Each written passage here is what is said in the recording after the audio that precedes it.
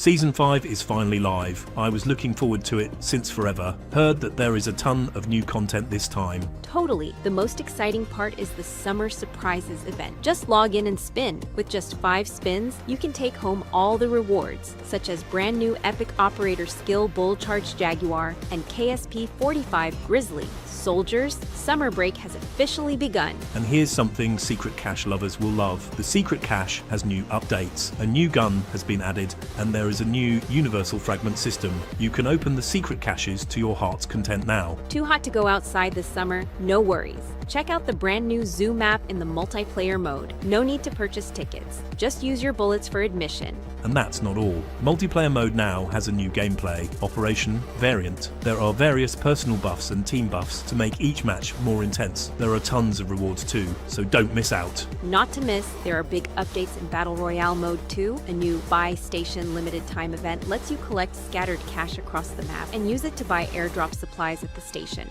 One last update, the Strongbox system has been upgraded. Some Strongboxes now have a chance to trigger surprise discounts when drawn, giving you minimum 30% off your next 10 pull. If you are lucky, you might even get a free 10 pull. Season 5 is ready to roll. See you on the field, soldiers.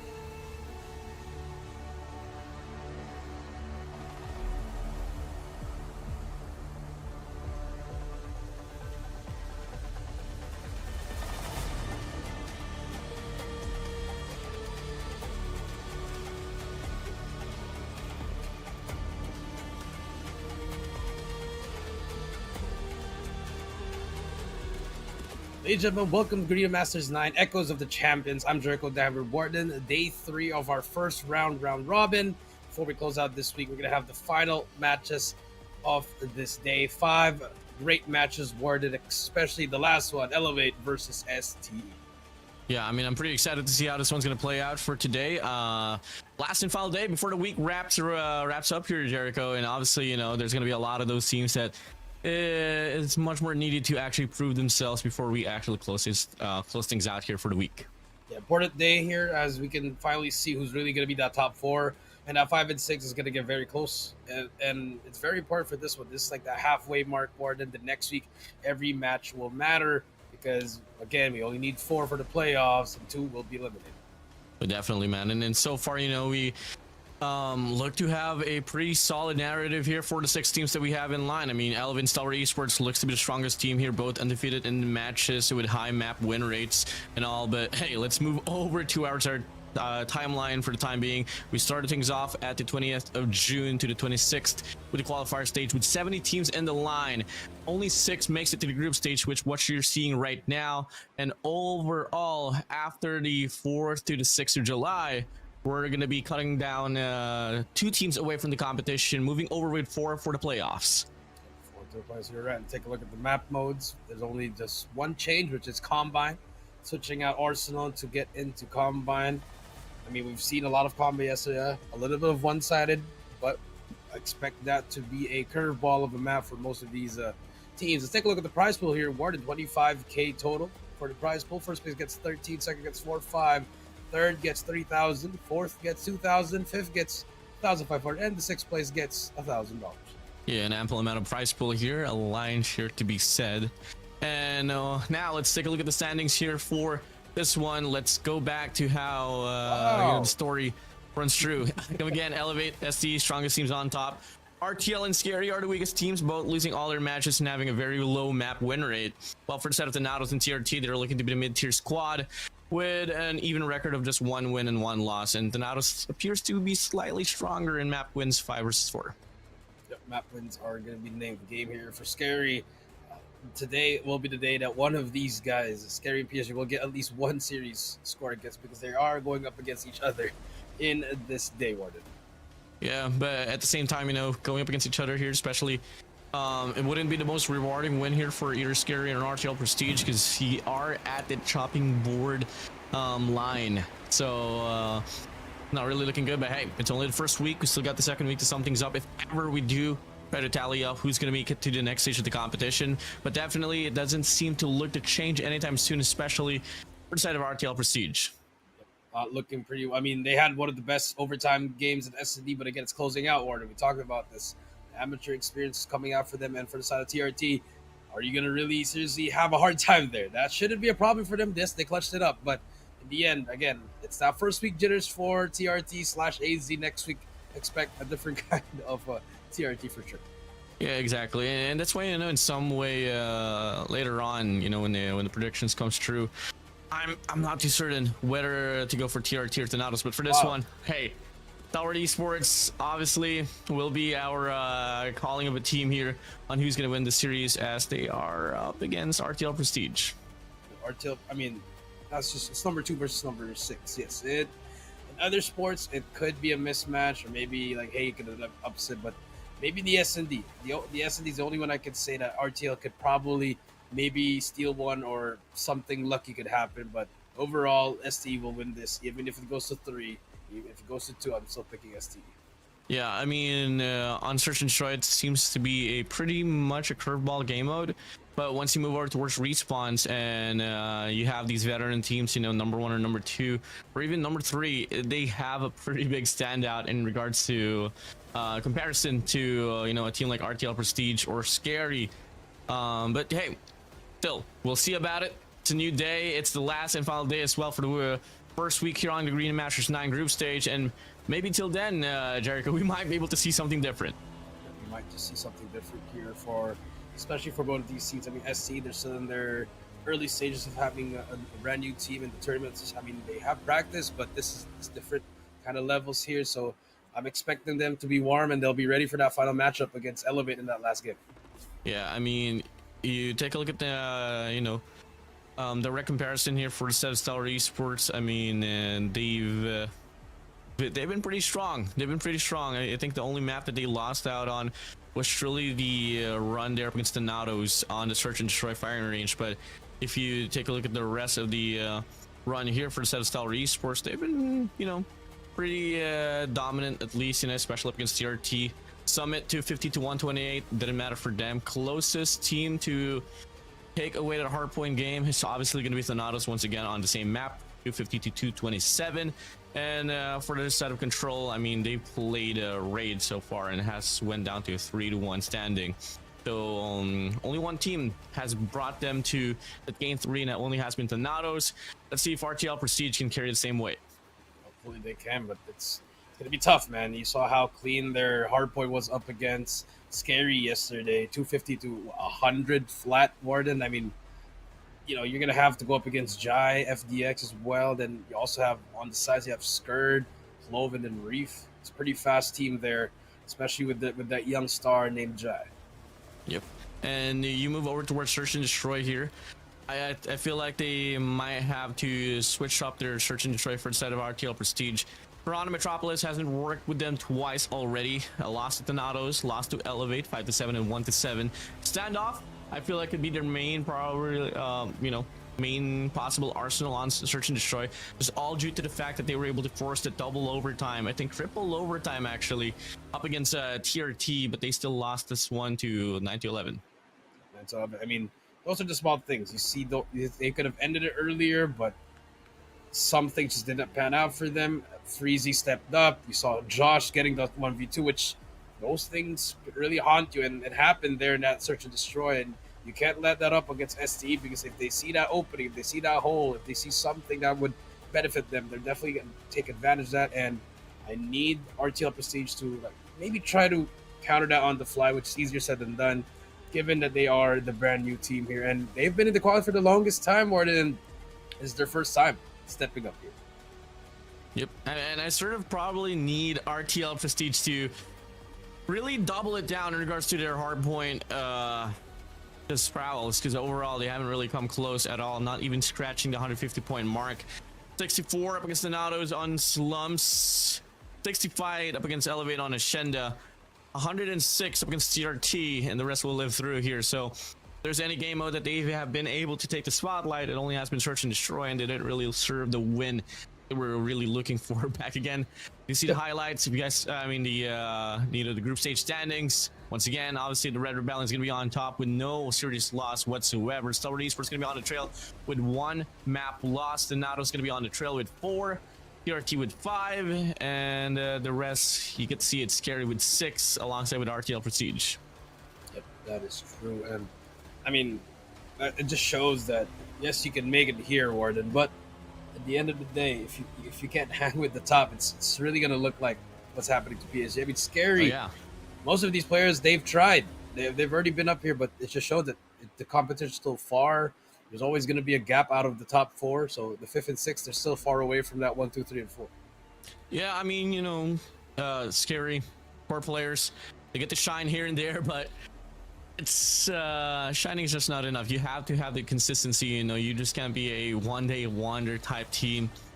And the thing is, you know, just knowing the players, someone personally, they don't really have the type of grind exactly how it happens for the set of Elevate and Stellar Esports, you know, or even like directly towards the Natos. I mean, I think TRT is scary. They really just put up their run, especially when the season comes along. Towards, you know, a squad like Elevate and Stellar Esports, both pretty successful now. They are really on the roll, even off the during the off season. On the roll, on off season, you're right. So maybe we could see something. A lot of players have been retiring. The pool has been getting less and less, but definitely it's a little challenging because after this it's going to be stage 4. That's the biggest tournament, one of the biggest tournaments here. You qualify that, you get a chance to go back to stage 5 for Elevate, to go back-to-back world champs. Oh yeah, that is what's on the line. I mean, you know, me and Callie reminisced back with the, you know, whole let's just say Rex X Divinity era, and the only player existing in that very era now is just Ida from the side of TRT. Shut Up is out, the last the last man standing from the Divinity era, and Whoopi just retired. And so far the competition has been evolving, and unfortunately as time passed by, some players will get left behind and we'll move on to a different path. Well, Whoopi didn't retire. He'll be back. I'm pretty sure he'll be back. He'll be back. He'll be back. Yeah, I can He'll definitely. I mean, You can feel it. I can feel it. Man's not Okay. gonna. If you coincide with sniping, there's only one name. He hasn't been the best, but he had his moment in 2022. So a lot of times for Whoopi already, but now Shade of the Guard. So expect we might see the same results for stage 4. Obviously, we could see probably Elevate STE. Who knows? That might be the teams that could go to stage 5 or a shocker. All of a sudden, RTL, they take this to heart, win the next 3, and then they make it stage 5. We don't know, but take a look at the maps and modes. RTL banning Combine, STE banning Slums, Apocalypse, Summit will be the ban. Nope, Hacienda will be the ban, and map will be Summit. Okay, well, we haven't really seen Summit here for the side of RTL Prestige, but for the side of Stalwart Esports, I mean, they've played this map already twice, and they have been able to win this one up against the Natos and TRT, both 250 to 227, and for the side of TRT, 250 to 128. So it goes to show that they're pretty familiar with this map. Let's see what more can RTL Prestige offer here in this one, as we get to see the line of operators here for this one. But I do get the call. I do hope that whatever I just heard is not true, but we'll see once we transition inside of the game. Yeah, let's see who's the unfortunate one, but let's see what happens. Here we go.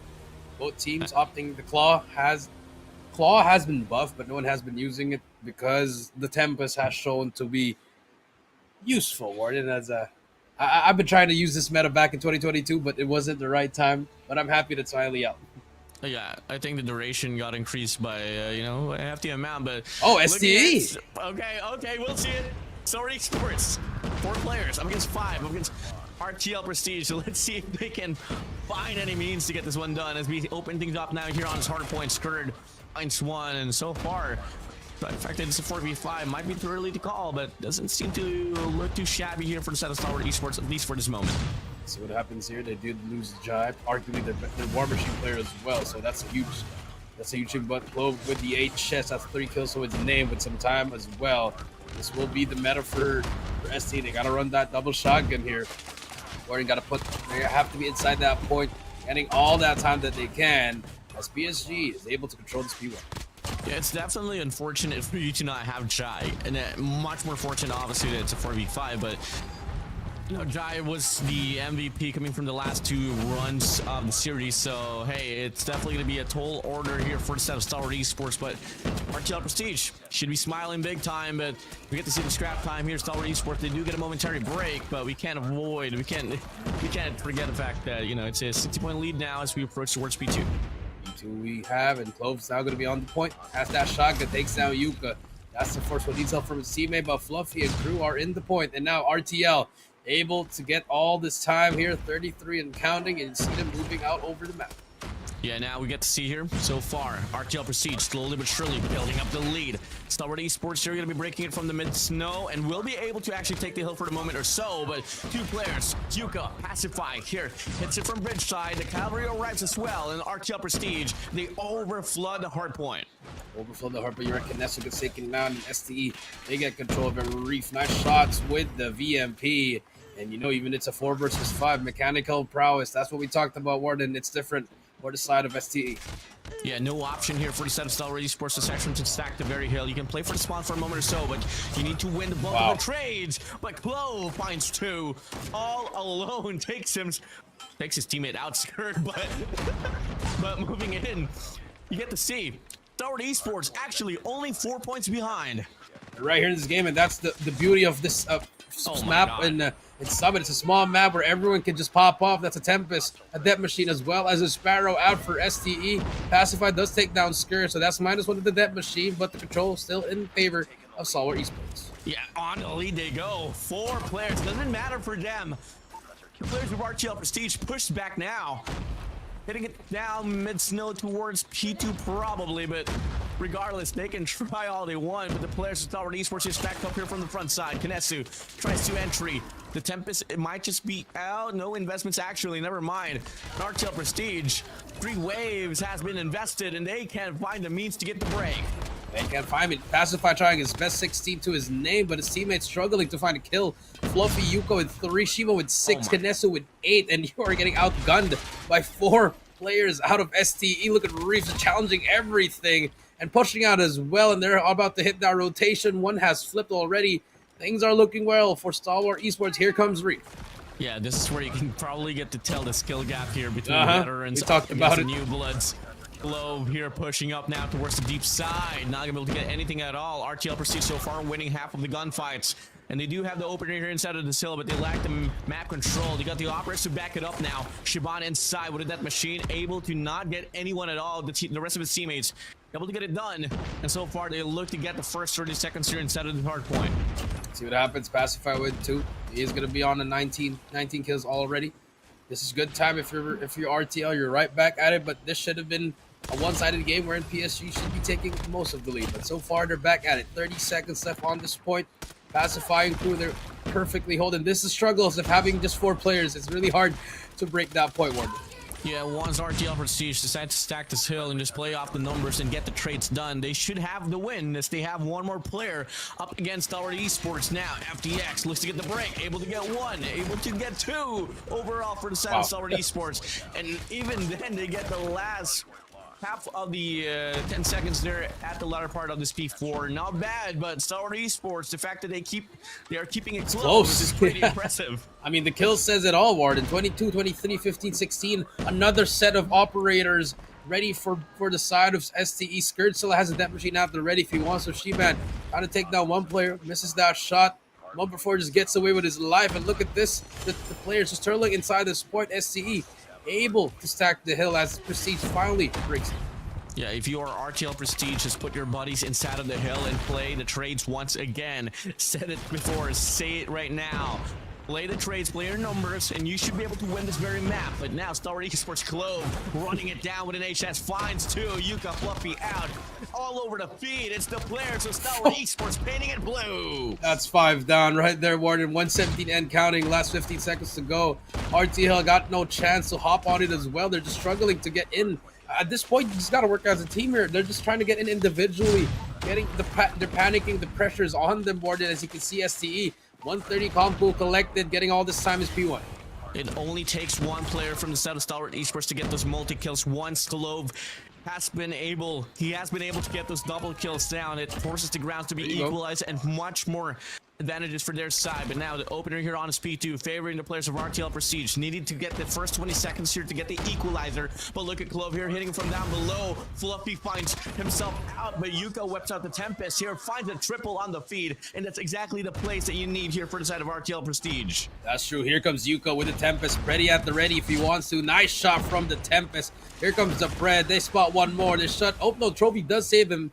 But here comes SE. They still have that lead, so they can just take their time here. Precious time to get it through, but you have to remember that P3, that's where SE wants to bring it out here. So just trying to push this as fast as they can. Try to flip it. There you go. That's the first 2 kills they need. Here comes the push. Yeah, RTL Prestige now here going to be on the lead with 4 points, 5 points. Clove here trying to get the break. Only good for 1 elimination. Reef alongside the teammate FTX tries to wrap around. Reef finds the kill, crucial as is, but there's going to be 3 players here holding on towards the back, and now that should be RTL Prestige as well, translating to a better rotation towards P number 3. Now they have the setup that they need. Here comes the fight. SKAER is going to get taken down. Needs help, but Clove is there at the back. That's going to be 2. 1 in front of him. Reef also gets shut down. And now Prestige, they finally have control P3. They can definitely take a huge lead here. Here comes Kinesu from the front. Yeah, Kinesu from the front gets taken down. SKAER is able to get connection. FTX finds Shaban. 2 players now going to be here inside of the That could happen. Stalwart Esports looking to get the break, but the War Machine from the back able to provide the coverage, and that will be another wave of gunfights here that RTL Prestige will be able to win. Finally Pacify. 35 kills. EMP is out. Has a War Machine to work with another triple kill for him. 25 seconds left here, and finally the STE train has stopped. Pacify 4 in a row. 20 seconds left here. This should be the final push for STE. They have to try to get this time here. That's 3 down. 2 more to go. Shiva, last player alive, is going to be number 1 on that scaffold. They break the hill, so this is still a great hill for SE, just keeping it close, Warden. Yeah, if you are a Stalwart Esports here, you gotta find a means to get every scrap time now. Down the trail, but nearly 40 points.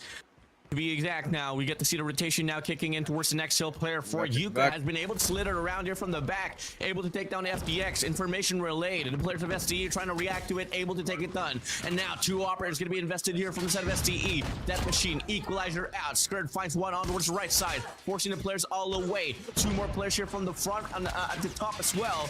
And now it's RTL Prestige longing to get the break, but Stalwart Esports wins the next 2 gunfights. Right back here, if you are STE, they have the equalizer out, done already, but that machine's still at the ready if you want. Scourge still has some bullets left from it, takes down 2 more.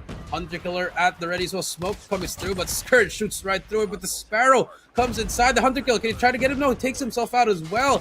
That's all up to Clove inside, last alive, and now they did lose that point, but the Preddy able to get one as well. Finally, RTL inside this point, stacking as well. Oh, player 4 FDX slides in. How? For 2. Fate is on. The lack of the numbers just bidding them down. And RTL Prestige looks to have the better look as well on the scrap time here on this P4. We go back to P1 here in just 3 seconds. That's true. Here comes the reset. Big fights here. If you're ST, you got to win every single one. That's the first one for FDX. Can he get the second? No, he can't. Kinesu with the move and shuts him down. 3 inside the point. Skirts from the top. He's going to try to make a drop here on the enemies as he contests as well. Takes out Fluffy. Looking for more. Smokes himself out. The movement is on, but FDX is there with the Tempest as well. Gets 2 in a row. Nice shots from FDX. And STE able to hold down that first wave. Now hold on to it. They're looking like they are able to push back the players to the favorable spawns now. Holding on, hailing from the skies. Players from the side of Stalwart Esports. Reef can't find them. Play. Barrow is gone. So far, Stalwart Esports still holding on, but the trades are going to be better now here for the side of RTL Prestige. Pushing in now, 3 players in line for the side of STE. And as we think that it could be RTL Prestige getting the break instead of the hill. Oh, wait. Stalwart Esports here tries to double it down. Yuka has to come out huge here. Up against Reef, able to get the connection. 1 last player here on this wave. And finally, RTL Prestige, they get the break inside of the hill. This is a good time if you're RTL Prestige, but STE, here comes the fight. They're still trying to contest this. 5 seconds left. It will be over in P2 here. 185 to 227. Big fights here for your STE. They finally break it out. Yuka's going to be the last one there. Will not take down anyone with the Pred. 228 to 185. P2 opens up. FDX. Kinesu takes himself out. Opener of this hard point. Reef finds 2. Looking to get the triple. Pacify on the top side there with the War Machine. Equalizer is going to be out here for inside of Kinesu. And it could be the nail to the coffin that could close it out. 13 more points to claim. Take it all away. RTL Prestige. Can we see them win their first map here? Or can Skirt comes out huge? Never mind. RTL Prestige wins the gunfight. 5 points. 4 points. The timer gets drained apart as the Stalwart Esports players gets pushed back. RTL Prestige finally winning their first map. 250 to 186. A little bit of luck, you can say, Warden, because it was a scare at that first set. But finally, RTL Prestige able to win their first map in the tournament. Hard point and up. Yeah, I mean, it was still somewhat of a game 1 for SDE for me, just due to the fact that it was a 4v5 and they were able to keep it close. But hey, in this competition, doesn't matter. You know, the results will stay the same despite the circumstances. Even as a 4v5, a win is a win, and RTL Prestige will take it. We'll take it. Very unfortunate for the side of STE, but it showed if they had a chance there, Warden. It was just the first set of rotations. Unfortunately, did not work out for them towards the end. But, you know, like what we said, the difference of the mechanical. If Jai was there, different story immediately. But it didn't work out for them. And for PSG, they finally got their first map. We hope if they do it, I think they have a better chance than S&D. This is arguably their best game mode here. If they close it out, they got that 5th slot secured right now. Yeah, I mean, if you are RTL Prestige, you move over towards Search and Destroy, and you're up against a squad like SC with only 4 players. It basically means that you have granted the first blood in every single round. And if it comes to playing offense now here for a set of RTL Prestige, all you got to do is just hit one side, go for a full send, and just take the gamble, because you know it's just gonna be 2 players each for side. But hey, You guys missed out the action on the 45 run between RTL Prestige and Stalwart Esports. We're gonna have our highlights in just a little bit, but hey, actually, it's ready. So hey, let's run it.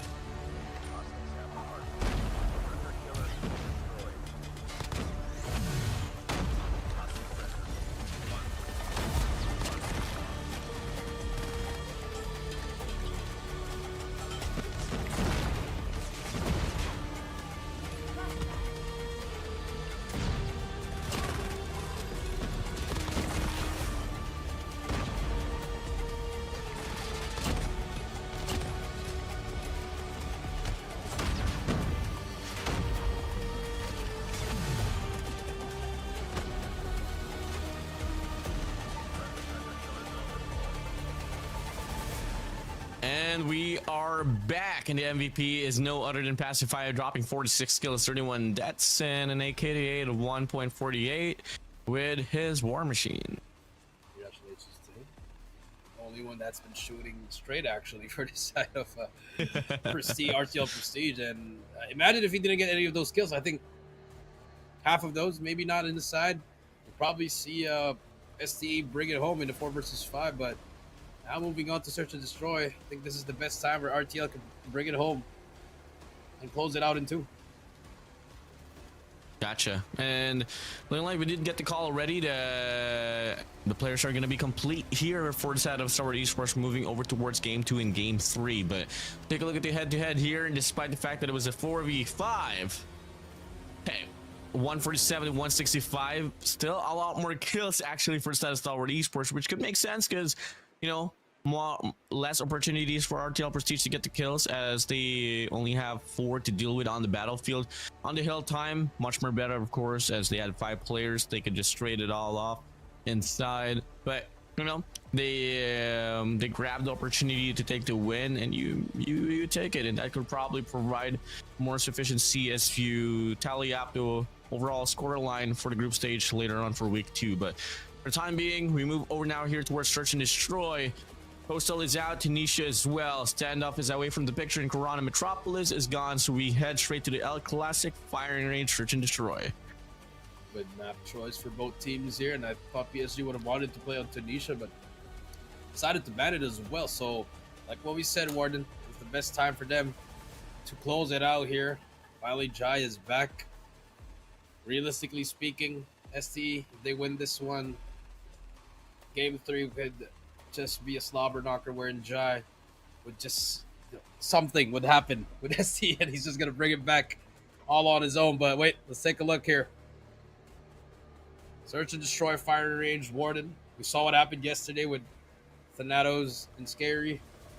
Close games, small mistakes, but there was a superstar that was born yesterday. That was THNTS. Let's see if RTL, if someone can step in. Will it be Pacify again? holding the load for his team, or will it be someone else?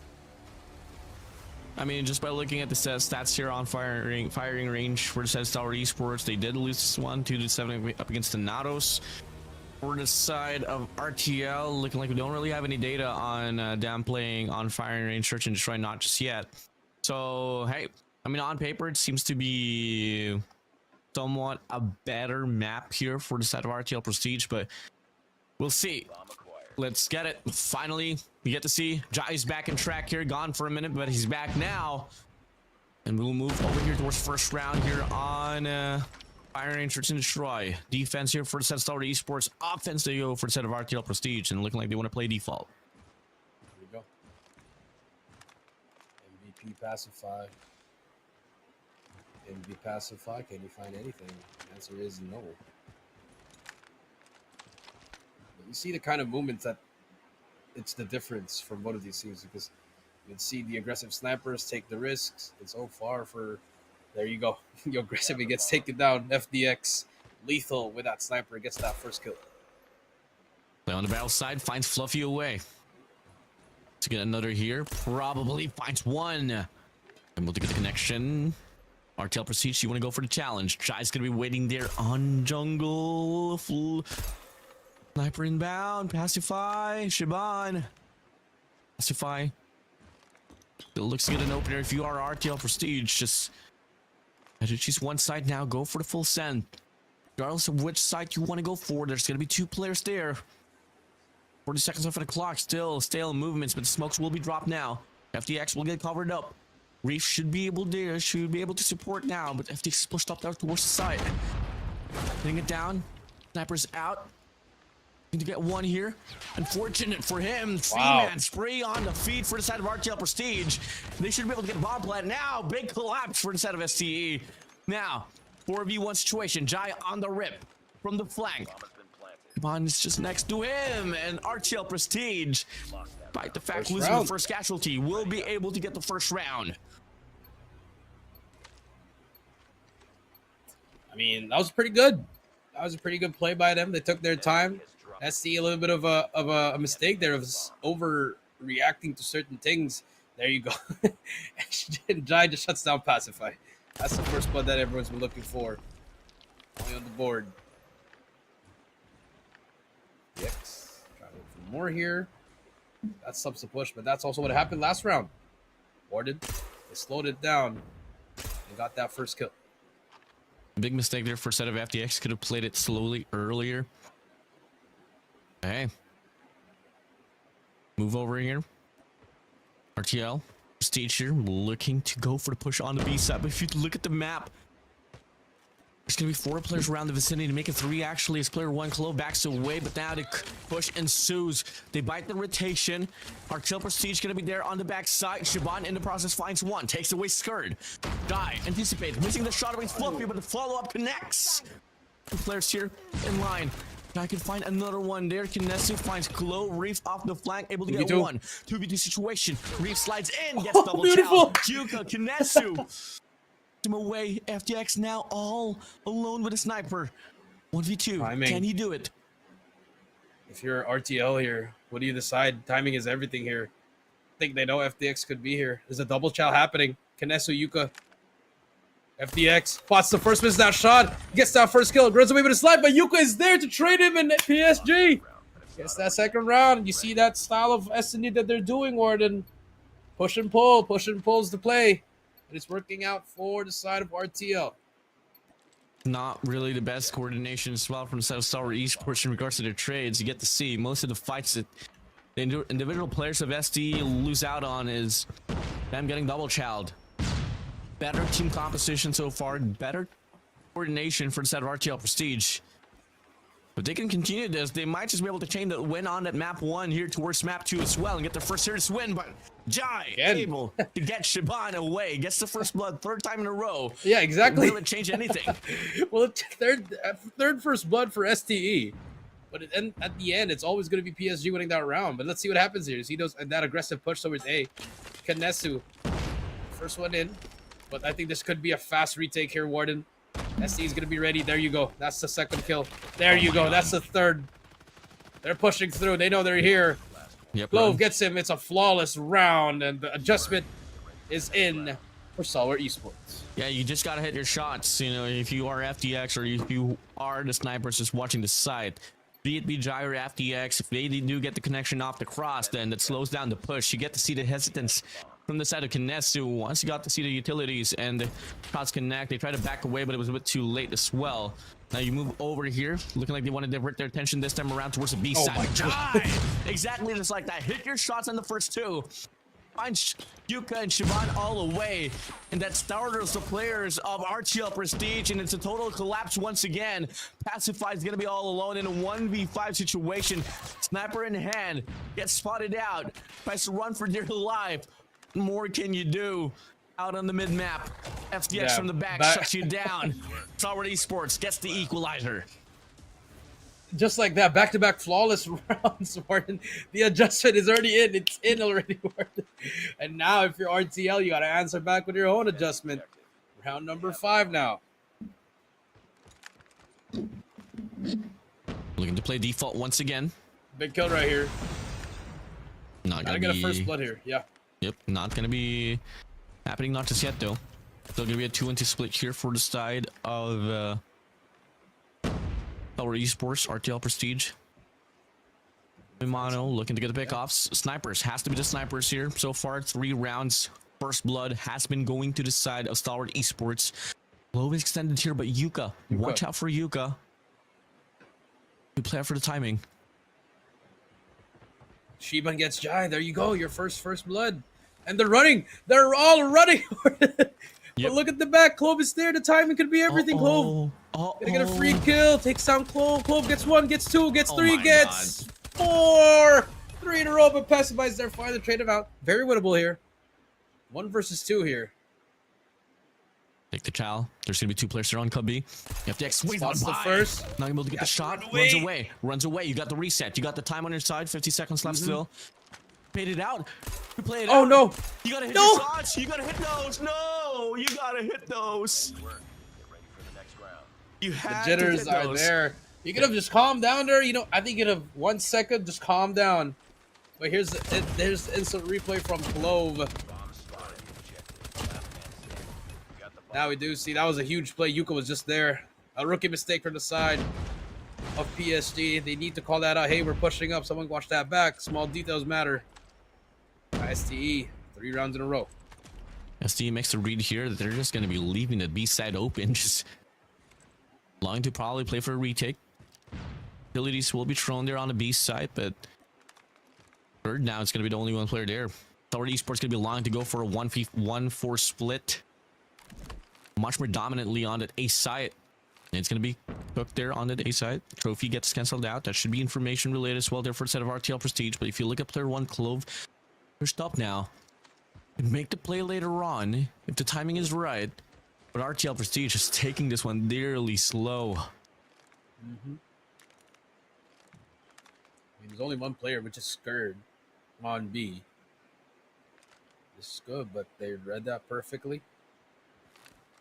The stun's gonna get that stun check. FDX gets Fluffy. That's the first blood. SKAER gets Kinesu. FDX gets Shiba, and then just like that, everything is imploding. Yuka tries to run away. Does not matter. Pacify again in a 1 versus 5.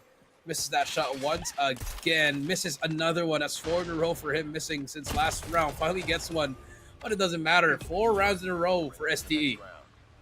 Yeah, I feel like for the side of RTL Prestige, once your whole team decides to go for the push, you Pacify, you gotta go with them as well. You can watch the back, but much more closer to the team. You really gotta play the trades right. Moving over, switch of sides. Look at the pacing here from the side of Stalwart Esports. Looking like they just want to full send this one on towards an A side. Finds Pacify in the process all the way. And looking like it is gonna be the full send A execution here with a pretty much an open plant here for the side of STE. This is what was missing from PSG. You get all your 6 rounds in that first half was just all slow. And now you're just going to get cut off. FDX gets cuts off Kinesu. Fluffy gets Clove. That's 1. 4 more to go. 30 seconds left. These guys got to start them. Guys, Bob is by the day. Here in the time here. Beautiful shot, though, there you for go. the Shaban. Takes away Jai. Give me one more player there. Watching the cross there. That will be FDX. Shaban just tried to go for the challenge. Finds one. Finds two. And Stalwart Esports now here going to be up in 3 rounds. 5-2 they go. One more round for match point advantage. Just like that. SCE making it look easy. Destroy the objective. MBS in this search and destroy. Again, another default A rush that's been so patterned. Every single team does this. Warden with all their utilities. Can they find something to stop here? Pacify. Shiba gets one. That's the first one. Nade going to get nothing. Does have an angle. They do have that first blood, Warden. They did take down Jai. All bands from RTL. Just waiting for them to move. Pacify's going to be watching the cross there towards staircase on trailer. Coming from Americans.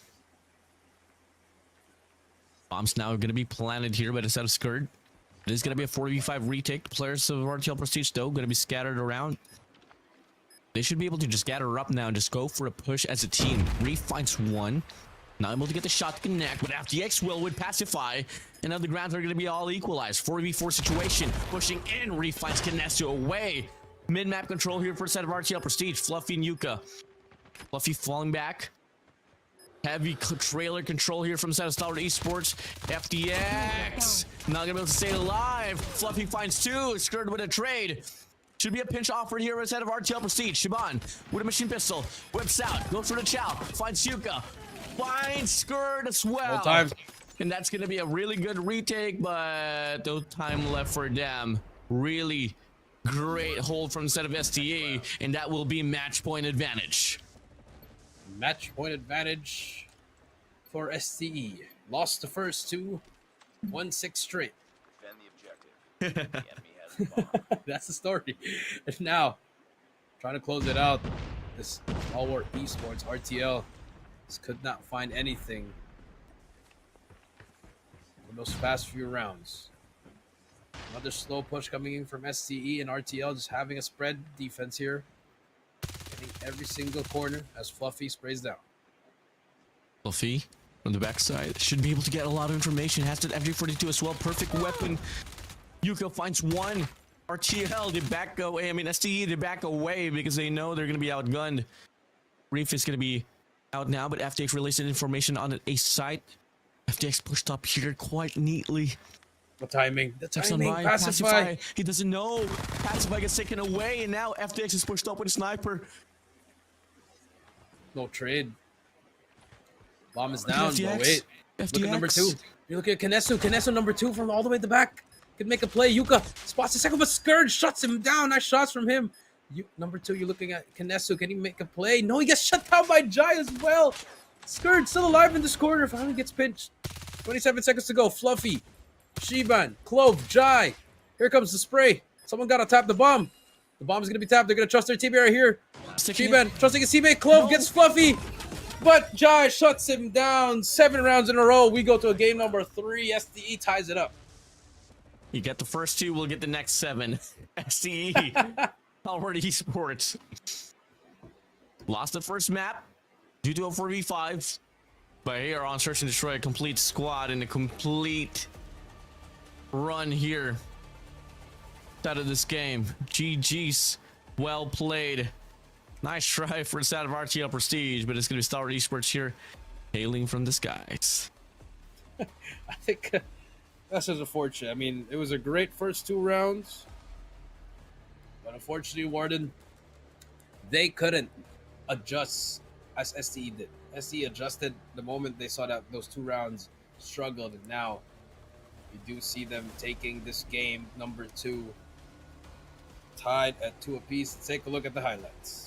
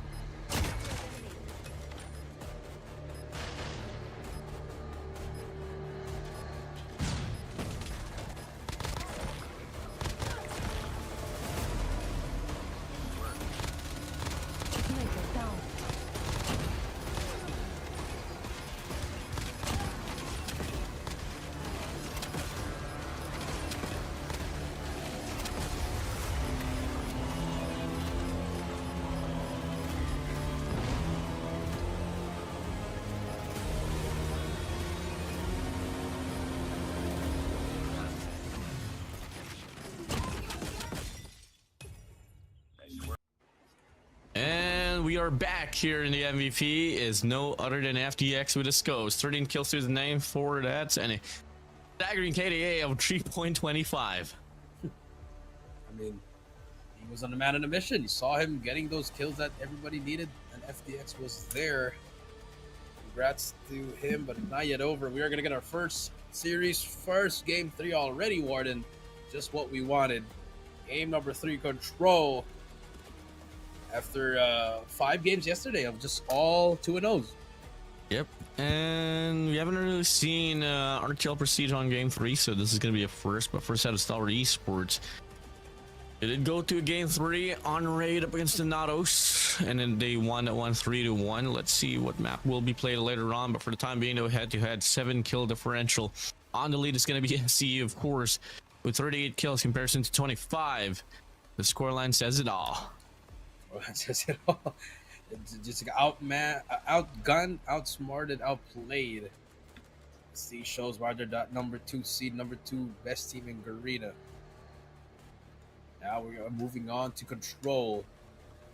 Takeoff is banned, Raid is Crossfire is banned, and now we are heading over to Raid. Yeah, we just want to reiterate it. The Natos, they played this one up against Star Esports and STE. They were able to win 3-1, so I'm not too certain about this, but hey, it's going to be the first time that we're going to be seeing RTL Prestige play this very game out of Control and in the map of Raid. Let's see what more they can offer, but you did say, you know, at the back end, after we do get to see Star Esports force this one to a game 3, we all know the prowess of the players of Star Esports, and they might just be able to run this one out. Here we go. Same setup, but you do see Yuka with the Tempest, Fluffy with the Annihilator, Clove with the Tempest on the other side. Don't see that every day. But here we go. We'll pacify, backpack the team once again. Try to do something, or will SC just run him over with that raw mechanical guns fight. Here we Here go. we go. Game number 3, Raid Control, STE, PSG. Yeah, STE here is going to go for a 3-2 split here. 3 players on the central garden, and FPX able to get the first blood now. Finds Fluffy all the way. Reef takes away Pacify. FPX finds Kinesu, and it's going to be a full bombarding there on an ace control point. Cleared up now. First tick of progress says it done. Clove's going to go for the cut down here from the top side. Able to get 2. And that will be Pacify getting the first as well. Shiban getting the second kill as well for their squad. But should it be enough for them to get the retake here on an A control point? Not looking to be the case. Yuka try to get some shots here, which will get taken down by Jai. Jai gets 2 in a row. Running that Type 63. Kinesu trying to take down a player, but does not even pull that trigger. Reef here gets Pacify. 17-25. Life advantage goes to the side of STE. Yeah, time is well extended. 2 minutes to play with. With the time and the lives that they have here, Star Esports should be able to secure this round here pretty neatly. They go for a split here. 2-man push here from the back. 1 player playing on gravel. Shiban only gets 1. Clove does get the trade. Clove's now going to be inside of the control point as well. And they got the map control here to back it up. Reef with a ready. Flies in. Not able to get the connection here, but the capture ensues. The life count gets depleted. And the players of Star Esports here are in control. Control 21-8. That just shows the domination. Now an even playing field. Warden 5 versus 5. This is what happens to you. 19-8 now. 1 per second, a little bit more time here. B will be captured, but hey, PSG showed signs of life here. Gotta be perfect here in these next 2 waves. 7-15 here, Star Esports. Timing is everything, bro. Yep, Oh my. full reset. Kinesu here, if he can slither around and get those multi-kills, might just be able to bag the team back up. Good for 1 elimination. Looking 1 good. player though, Clove though, slithers there from the back as well. Might just be able to get a free kill up against 1. Gonna go for a spray. Wait, 1. There you go. Okay, now no lives left. No lives left. 1 more good wave here for instead of SDE, and they should be able to secure this round now. Pacify though. No one checks his mid map right there. Yuka trying to get some shots here. Fortunately, we'll get nothing. Fluffy on the flank, able to get Reef. Spots another one inside on the second floor. He's still alive here. Fluffy almost making the play. It's all up to Shiban now. Spots 1. Cannot get anything. Yep. This guy get taken down, and there you go. SCE round 1. But PSG showed some life there towards the end.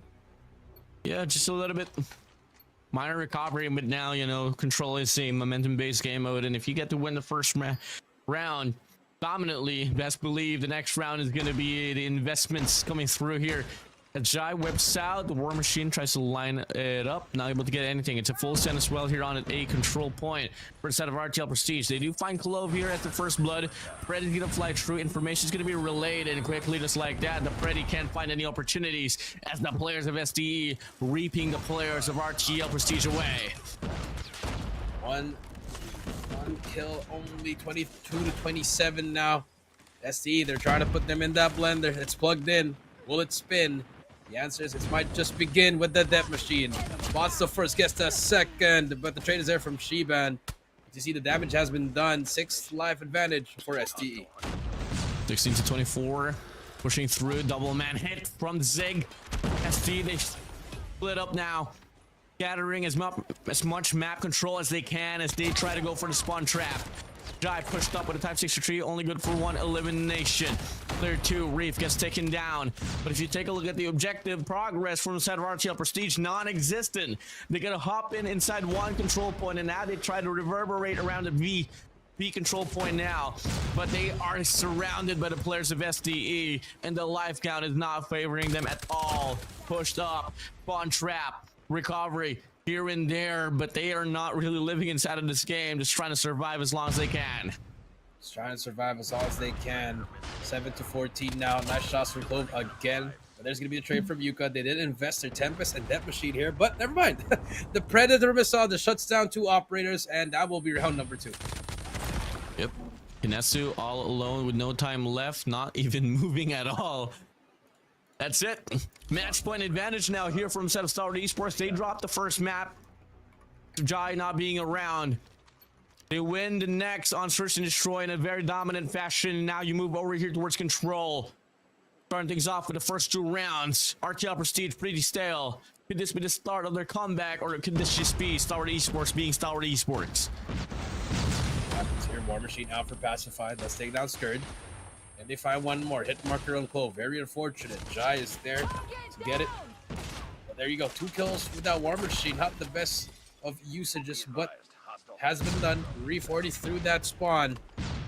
And SDE is about to start that cap towards at that B point. Pushed up here, playing for the cut. No information relayed whatsoever. Just Reef running away with free kills. 3-man hit here with the jungle side. Reef just spraying it down. Good old Reef. 4-man spree to his name. Fluffy inside of the control point. Doesn't matter for Reef. And the life count once again is just getting depleted apart. Star Esports here once more, able to get a quick one here on this B control point. Control point 109 left. They add another minute. Reef gets that kill, but there's a play right behind him. Did not check that as well. No comms whatsoever there. 16 to 19. Still very winnable if you're the side of PSG. 2 minutes on the clock though. Reef with the Pred looking for 1, misses the Pred as well. Scourge now on the right side, able to push through and get some map control here. SDE 5 flight advantage, make that 6 in a row. And here comes the Tempest. Yeah, Tempest is out here for a set of Clove, looking to run this one down. Yuka finds 1, takes away FDX. Clove is able to get the trade there with a Tempest here. 1 more opportunity from the back. Relays the information towards Scourge. Scourge deals with it now.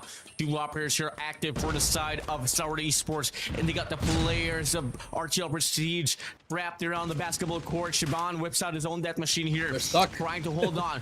Playing defensively. Can they sustain? Kinesu finds 1. Shiban has to push up and create the space. Up against Scourge, they win the fight. 8 to 13. Here, up by 5 lives in SDE, but they are pushed back now. So far, RTL Prestige here surviving. Surviving here, 7 to 12 now. Another play gets shut down. Last 7 lives remaining for PSG. SC still has that 4 life advantage. Make that 4. Still the same 4. Trades back and forth. FDX gets 1. Here comes the War Machine from Jai. Jai gets Shiban. Last 4 lives remaining. FDX with the Annihilator. That could be it. The nail in the coffin. Last 3 remaining. Yuka does get 1. It doesn't matter. Last alive is Kinessa from the back. Able to shut down 2. Has the Equalizer to work with. You have to kill 7 more players. It doesn't matter. He gets shut down. STE. They take it 3-0 and they win the series 2-1. Hey, at least with this being said, you know, RTL Prestige, they get their first map, but Thor Esports continues to reign supreme here, sticking towards to being the #2 squad in this competition here so far. But later on, you know, we have a pretty anticipated match that will be elevated up against Thor Esports, but hey, we'll see about this. For the time being, ST, they win this one out. The script continues, and a hail from the skies. GG's well played. Congratulations to STE once again for winning the series. Serious congratulations to them once again. It shows that their domination continues here in this tournament, but that's not the match most fans are looking forward for. Obviously, gotta rest up, get ready for that final match up against Elevate to close out day number 3. And that could be the de facto later on, but for the time being, if you guys missed out the action on that raid control, let's play it.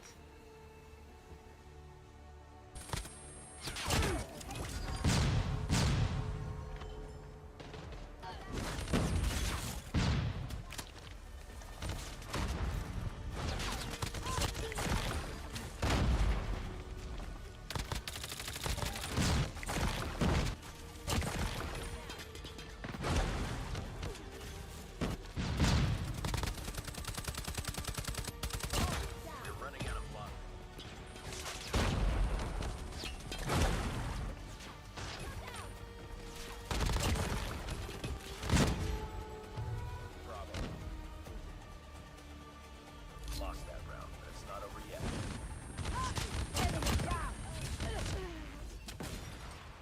Hostile hunter.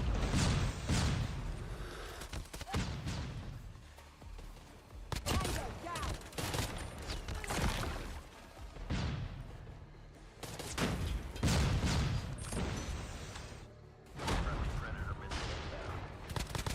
You're running out of lives.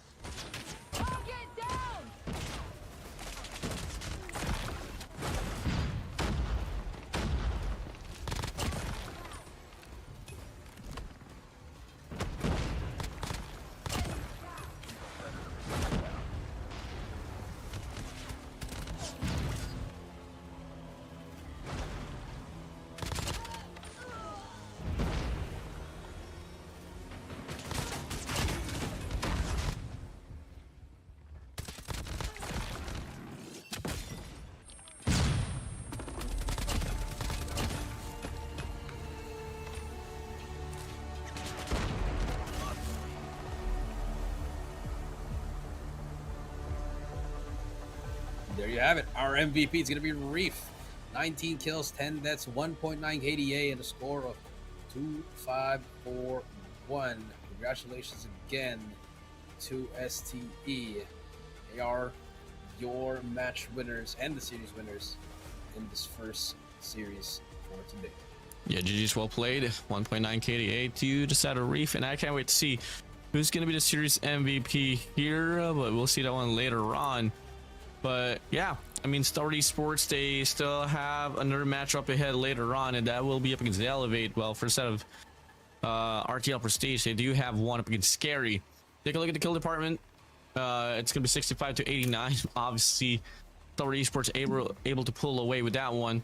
Well, for the side of the objectives, SDE was able to win one by the objective.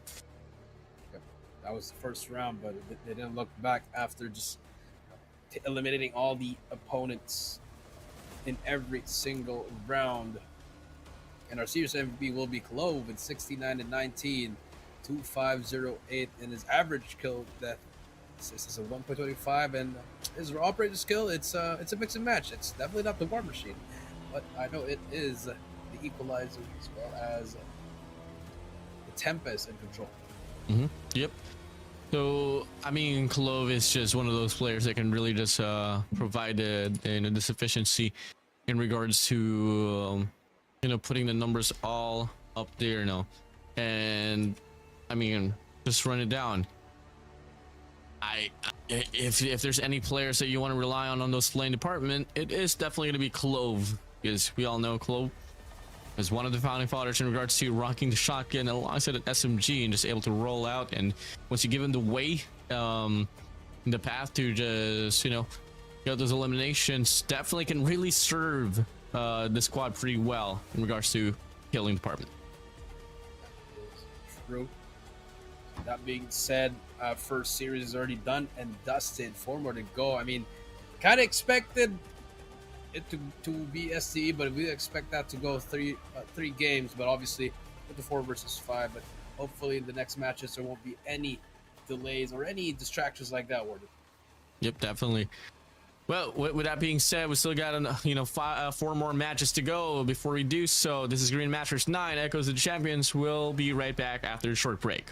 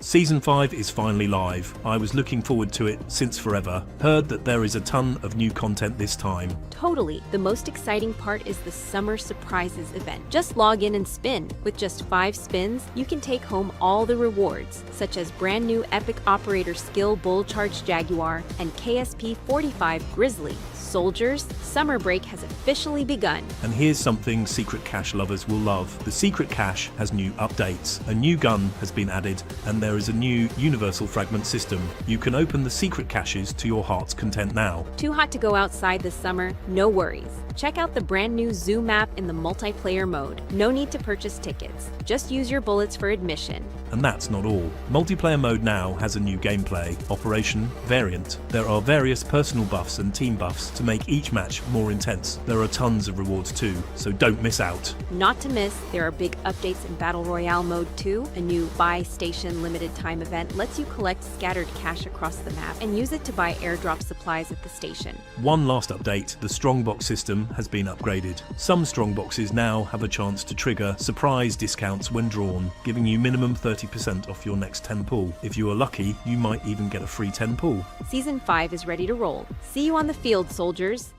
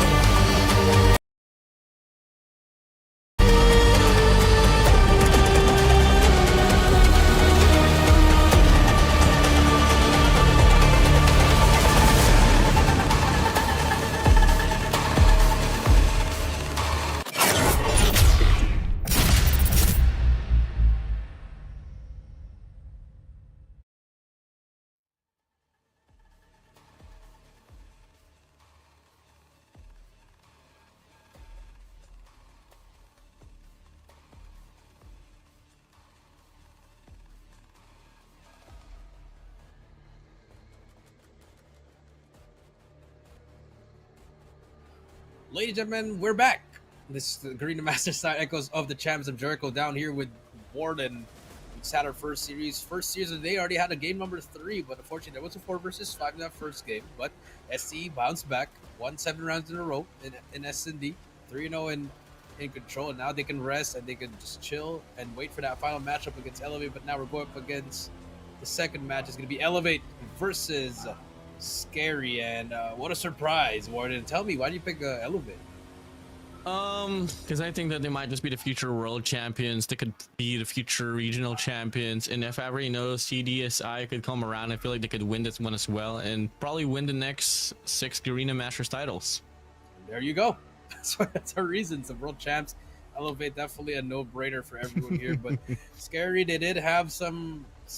They have players that have been in through the fire, but just never quite have gotten over at the hump. So. But they're always in the qualifiers, always making all these amateur teams' dreams short, because they're the ones that just destroy their dreams. So SKAER's here, and hopefully they can find something here. But up against Elevate, it's easier said than done. But yeah, I mean, you know, for the side of SKAER, they have only been able to win 1 map so far, and that was against TRT on Hacienda. But you know, you move over towards other game modes, they've been losing it all out. And I think the closest time that they were able to put up a scratch on Search and Destroy was against the THNTS as well, standing 68, but they just don't have the prowess to close it out. So, hey, I'm not too certain if we're bound to see any changes here on this run here, Jericho. Obviously, on hardpoint, I feel like it's a no-brainer. Yeah. It's definitely going to be Elevate. Probably a curveball out of Search and Destroy, just probably. Maybe, but I doubt. Same.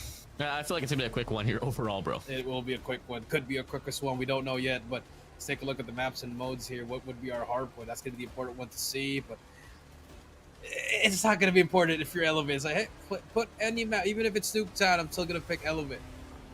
I feel like a map of Nuketown would be favoring the players of Elevate. Not gonna lie, PJ, Yopi, shotguns, name it. But the most dominating hardpoint run that we've seen so far from the set of Elevate has been Hacienda, and has been 250 to 65. And we're seeing Hacienda. What? All right. I mean, it is the best map to go up against them. But it is their best map. It is also their best map, which is funny. So there you go. That's pretty much our analysis of what's gonna happen here. Well, I guess in some way you can put it this way: SKAER was able to win up against CRT on Hacienda, 250 to 229. But is it any in comparison? Comparing it to Elevate? Yep, no, not exactly. Not exactly. Maybe a 1/4 or like 1/8. Warden. That's the most I can give, or like 10%. That's it. Yeah, because you know we've seen a lot. We've seen a lot of history made in Hacienda hardpoint. The world champions, you know, Elevate, they won the world championship in this very map. I mean, it's kind of like easy to say as well that this might just be the best map that SKAER might just have to offer, because this is probably the map that they are most familiar with. But at the same time, if we don't even overanalyze it, and if we just, you know, base it off on paper, every map inside of the competition for Call of Duty Mobile is pretty much a map that relies on for the set of Elevate, not just because of the map, but it's just the game mode, bro. I mean, I Elevate agree. owns hardpoint all throughout. They had a 100% win rate on the World Championship on 2024, so I don't exactly know how far this one's going to be stretched out on, but definitely I'm expecting dominance here from the Red Rebellion. I agree as well. And now here we go as we load up into the game. Both teams getting ready. Yopi again, already giving the L game. It hasn't even started. See if there will be anything for SKAER to hold on to. This is going to be a scary one, my friend. Oh, yeah. I mean, if there's going to be any standouts here for this team, definitely has been Savio for me. alongside Tokyo. I mean, every player has been able to shine so far, but hey, let's get it on. Starting things off here on a Shanna Hardpoint. Elevate. Red Rebellion up against Scary here as we get to see blue side for a set of Elevate, red side for a set of Scary. And as we open it up, it's going to be a battle for the hallways. And Elevate, they do win the gunfights, and now they push up now to gain the map control. Yeah, map control, you're right. And so far, Elevate gets control of that second floor. Gets the kills. PJ on a 4 in a row. He's still alive with that BMP. Finally gets shut down by Chroma. But 12-2, strong start for Elevate as usual in this P1. Susano's going to be on this Type 6 on the first life, and we'll get taken down now. And pushing in, moving over. Still going to be Elevate here, spawning on the better side of the map. Last 20 seconds remaining here. Scary trying to find something out of this. Chroma on the top side gets overwhelmed by 4 players down below Elevate. And you get to see this. Such a different nature of a squad when you play this P1. A lot of these teams, they like to hurdle on towards the hallway. Well, Elevate, they just stack it up inside of the hill. 4 players inside, and they get the bulk of the time. And now we moved over now here towards P2 with an early rotation here for PJ to try to play off the cutoff, but he gets outnumbered by the players of Scary, so they should have the spawns here as we open things up now here on the garage. P2 opening up already. Susano inside already. PJ has a Tempest. Never mind. Fast already, just like that. Everything shut down. Warden, that's 6 in a row for Elevate. They shut it down. Not even a single soul close from Scary. I mean, they're probably scared. Get it? But doesn't matter. 43 and counting, Warden. As we can see, Susano on the head glitch on that Lambo. Showing who's boss with that Type 63. Probably gets taken down. The Scary breaks it momentarily, but how long can they hold it down? Piccolo Tokyo getting some fights inside. Yeah, and this is somewhat not even like the full-on version of Elevate, because I can tell, you know, you never really get to see a marksman be used by the set of Elevate and Hardpoint. Even if it's a Type 6 tree, they always like to use those high-fiery guns, but Son is rocking it down here. Not too certain why, but hey, making it work out here so far. But in current state of this game, scrap time still being fought for. Elevate wins the block out of it, and now they win the rotation as well here towards P3. 63 and 19. Susano inside already. Spotting for more players. Pickle gets shut down by Kalo. Sparrow from Yopi is out. Can he find anything? 66 to 20. Looking for more players, and there you go. Just shuts them down, and now Yopi inside. Trades out Sebio. It's a reset, but Scary on the point. Move over towards the fences here. First 20 seconds so far. Scary not doing too bad. He got the bulk of the numbers inside of the hill here. Wins the next 2 gunfights. Chroma finds it all down and goes on a spree. Actually finds a quad on the feed. Kenny shuts him down, but that's going to be buying enough time for the rest of the players of Scary to hop inside of the hill and gain the time that they need. Elevate looking to get the break from the front side alongside the top as well. Hailing it down. Swan diving inside. Elevate. 3 players now here going to be inside. Last 2 players here for them to deal with, to be able to get the break, but Scary is still holding on. Still holding on, 71 to 41. It's a pretty good hill there for Scary, actually, as we hit this P4 now, but they did burn a lot of their operators here. PJ Kalo already loaded up. Mid still has his war machine. Expect him to use it in this P4. 45 to 71 here. Not bad, not too far of a lead here for a set of Elevate. Still pretty much doable here for Scary to try to take it right back, but if this opener comes through here on his P4, we get to see the players of Elevate. They flip the spawn. Susano on the feed, good for 4. Kalo is out with an equalizer, takes down Sebio as well. PJ, Tempest out. Investment galore for the side of Elevate. On the side of Elevate, 91 to 46 PJ. Tempest is out looking for more. It's just, that's the beauty of this Tempest. You can use it as fast as you can. You can also get it as he gets Susano with 2 more. Kenny as well. The blender is on. It's plugged in. It's fully charged. And Elevate is running the show. 103 to 46. 14 seconds left on the clock. Pushing through Susano. Susano! Says no and goodbye to the players of Scary. The Pretty flies in, looking to get some more, able to get the connection, and it's just the players of Elevate here once again running it down.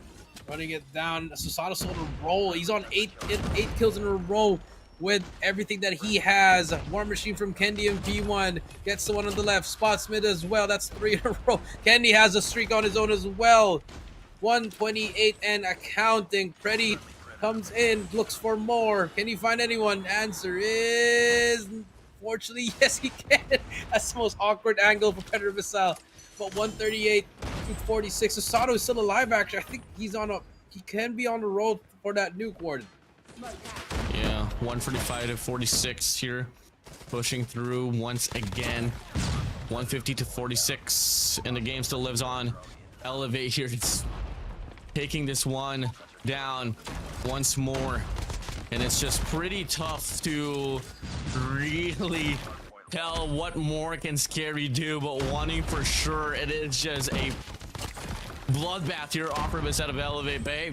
Still only 100 point lead on paper. It's only 2 hard points that they're missing out on, but that is Elevated. You are up against Wid, so you can't really say much here, Jericho. Yep, that's a 3K for Yopi. 156 to 57. Can he find anything else? And so far, it's just looking perfect for Elevate. 164 and counting. Scary. Waving. The 100-point club is waving. Warden. 170 and counting. Finally, Tokyo with a Sparrow. Just to have some breathing room there. Can they find anything? Answer. Tempest is out already. Tokyo getting more kills with him. But PJ still inside. Finally gets shut down. Scary. For a moment there. Able to break the hill with their operators. 178 to 62 here. Pushing through once again. Looking to just close it out here. Probably on the run towards the P3 if the pacing don't change. Jericho definitely looking to be a pretty fast one here once again. Full scrap time fought for Elevate, just showing us how it's done. Now we march over towards the rotation towards P3, and on this side, you know, typically Jericho, we really dwell on who gets an early rotation, but even if Elevate comes off late, it doesn't really matter. Doesn't really matter. You're right. 200 to 62 now. Scary now inside the hill, but Elevate is still there. Candy inching closer to ending this game. Freddy, Sparrow is out. Everybody just getting every single kill that they need. 41 for Sasato, 31 for PJ, 32 for Yopi. Back and forth we go. Mids finally brings out his War Machine. Been struggling all game, but finally, when it matters the most, he's here. But they have a long hill to climb. 68 to 14, definitely not just a hill to climb, but the mountain on the Elevate logo that they gotta climb here, Jericho.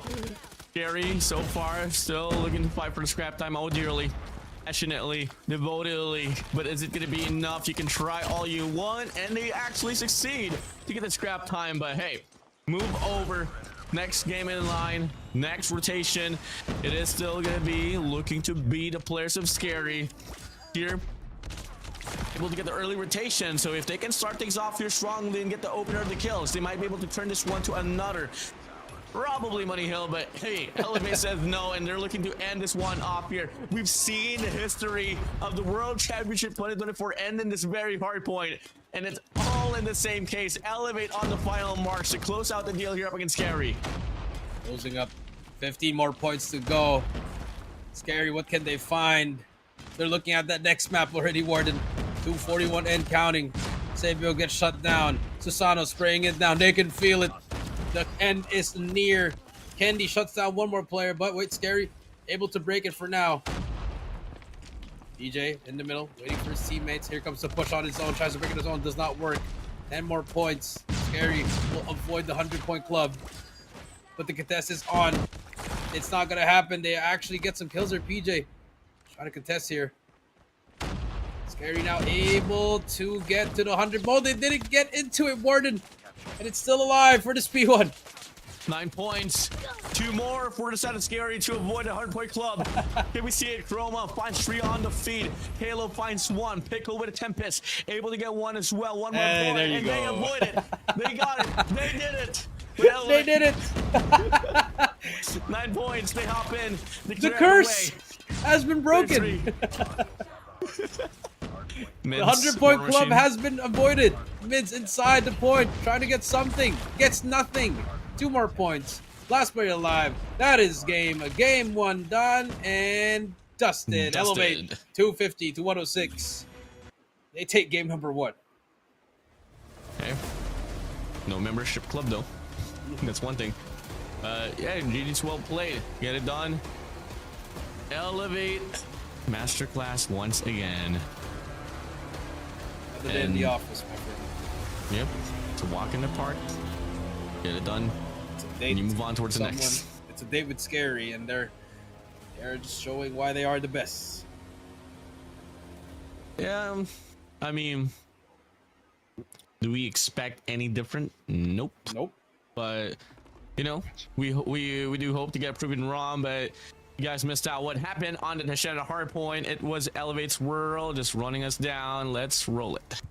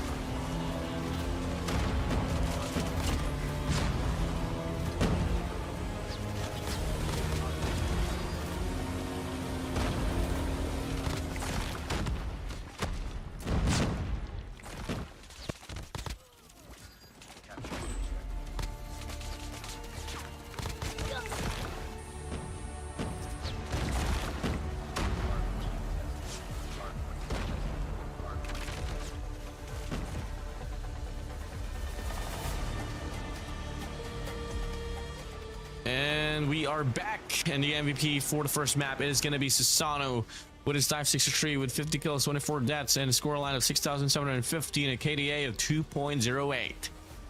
Susano once again. 2.08 death machine. He was on pace to get, I think he was on a 10-12 kill streak. Warden, so great things happening for the man with the sign. The sign, Warden. Yep. The sign. There you go. Game one, done and dusted. Take a look at the head-to-head. And, yeah, 200 kills in a hard point is insane. And that's not even... The game was fast because Scary wasn't able to get a lot of points. But imagine if they were a bit more competitive, maybe they got in some of the kills. Maybe could have been more. Could have been more. Yep. Exactly. 300 kills on hardpoint, probably more than doable. I mean, we've seen 3 players drop like 50 kills for the set of Elevate at some point in time. Yeah, but we all know every player from the set of Elevate is more than just capable of doing so. Now you move in here. Next game, next map in line is going to be Search and Destroy. Coastal is banned for a set of Scare. Same goes for a set of Tanisha. Elevate, they don't want to play standoff and Rana Metropolis. So firing range we go. Now here on firing range, looking at this, we don't really have any data for firing range for the set of Elevate, at least in this inside of the tournament. For the set of Scary, they have played this one up against the Nados and they lost this one 6-8. There you go. Search and Destroy. This is where Elevate's home is, in firing range. And by the looks of it, Warden, I think we are going to see this 2-0 already. But let's take a look. Hey, anything can happen to Search and Destroy. Game number 2, Warden. About to start. Teams are ready. Here we go. Yep, same lineup here, no changes whatsoever. Although at the bench we do have Margox, just Margot, just waiting to be subbed in. When do we get to see that? Probably not anytime soon. But hey, he's right there, existent. Did play in the qualifiers as well, just for a moment or so. But for the set of Elevate, who's their goated sub? Obviously, it's no other than what we call the Mr. Long Bomb layup. We just have to wait and see. Firing range.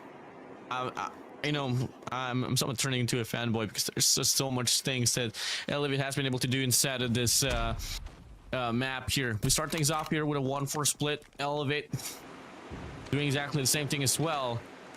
We're going to be seeing, you know, a big old push there, but PJ is going to be there inside of the trailer side with a shotgun, sprays on by, good for 2 eliminations, and it's going to be a total collapse once again here for the side of Scary, but Mids finds 2. Yopi and Kendi's going to be out. Sebio is now going to be all alone as Mids takes the bullet off Sasano. Now Sebio in a 1v3. What can he do? Sebio in a 1 versus 3. What can he find, Warden? That's the answer. Let's have our adventures with Sebio. Sebio in the crew. Yellow is watching the top center. Explorer. Can he find it? And no, he finds the scope of Sasano. That's the first round for Elevate. 1-0 so far. Yep, last 2 kills there for the set of Sasano. Finds Mids. And Sebio. One of the greatest maps for the set of Elevate to play in. Firing range. Don't exactly know what more you can do here. Same old formation here for the side of Elevate. Now we push through here. Chroma pushing in. Sprays down. BKM finds Sasano away. Beautiful shots there. And Sebio takes Kendi there lurking on the mid map. Now it's going to be an early 3v5. Looking to be the first round as well here for the side of Scary. Not unless COP can double it down and find a place. PJ's gonna be waiting there on the trailer side. Can swing on by, but Chroma anticipates PJ. Yopi sprays down good for 2. And the odds and number still favors the players on red. Wait a minute. It's a Elevate. 1v1. Sebio. Sebio. 20 seconds left. Yopi gotta run, make the play, but Sebio never clutches up mind. and gets the kill, Warden. As I thought. Would have been a fast retake. Sebio from the back. Able to get Kalo away.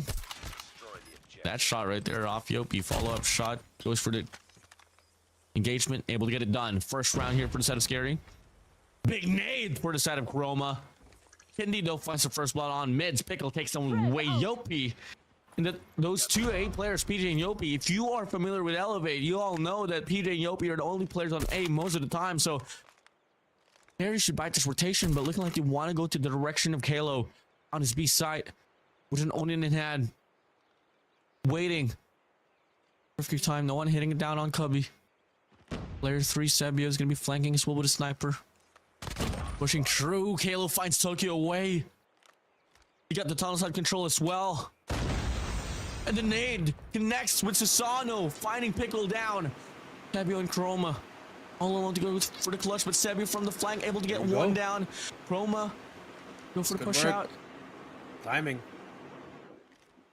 Just drinking around the rosy here.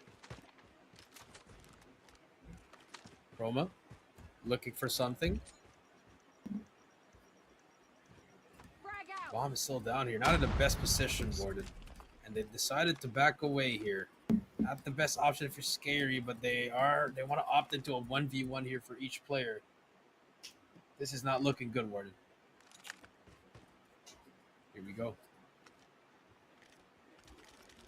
Just a little bit more. Almost in a bad spot here. 25 seconds left. Candy's already pre-aimed on the left. Here comes the Chow. Candy gets taken down. There's going to be more play beside him. Chroma. No. Kalo gets away with his life. It's a 1 versus 1. Time is not on your side. Kalo, got to play this perfectly. Sebio, you got to stick that plant. Decides not to stick that plant. Spots Kalo. 5 seconds to go. You got to stick the bomb now. 5 seconds to go. Kalo does not read it perfectly. We get a reset. Oh, it's an open plant. Sebio can play the top tower or top steel. Does Kalo know? Big 1v1 here. We're the lead. Sebio's playing for the open plant. Knows for a fact Kalo likes to lurk around as well, but Kalo's not going to waste any time. 24 seconds left on the clock. Does he get to read that it's an open plant? Hex every bit of the site. Sebio's just playing this one perfectly. Too much time. There's only 10 seconds left on the clock. This should be around here for a set of Scary. Halo now finally knows, but there's no time left. Gonna try to stick the defuse, and Sebio just outplays Halo just like that. Scary able to take the lead now. Able to take the lead. The competitiveness is back here for Scary, Warden.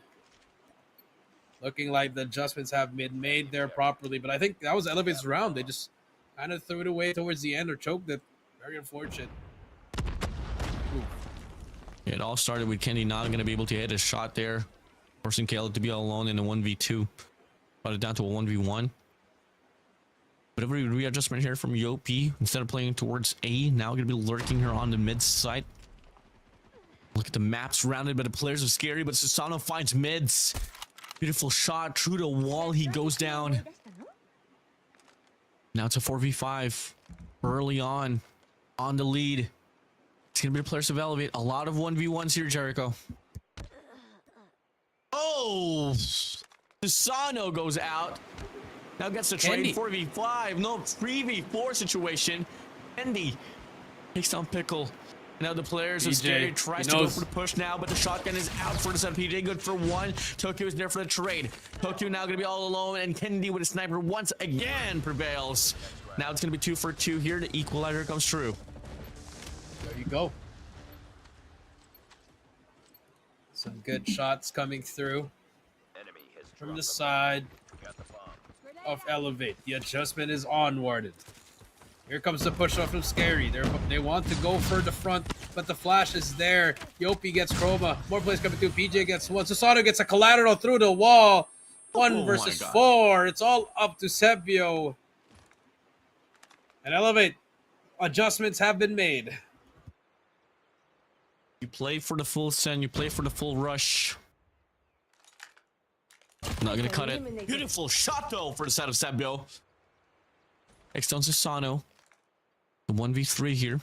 2 players here pushing up. PJ swings on by and will wave his hands goodbye up against Sebio. Elevate once again is going to be back on the lead, but do know, Jericho, the game is pretty close.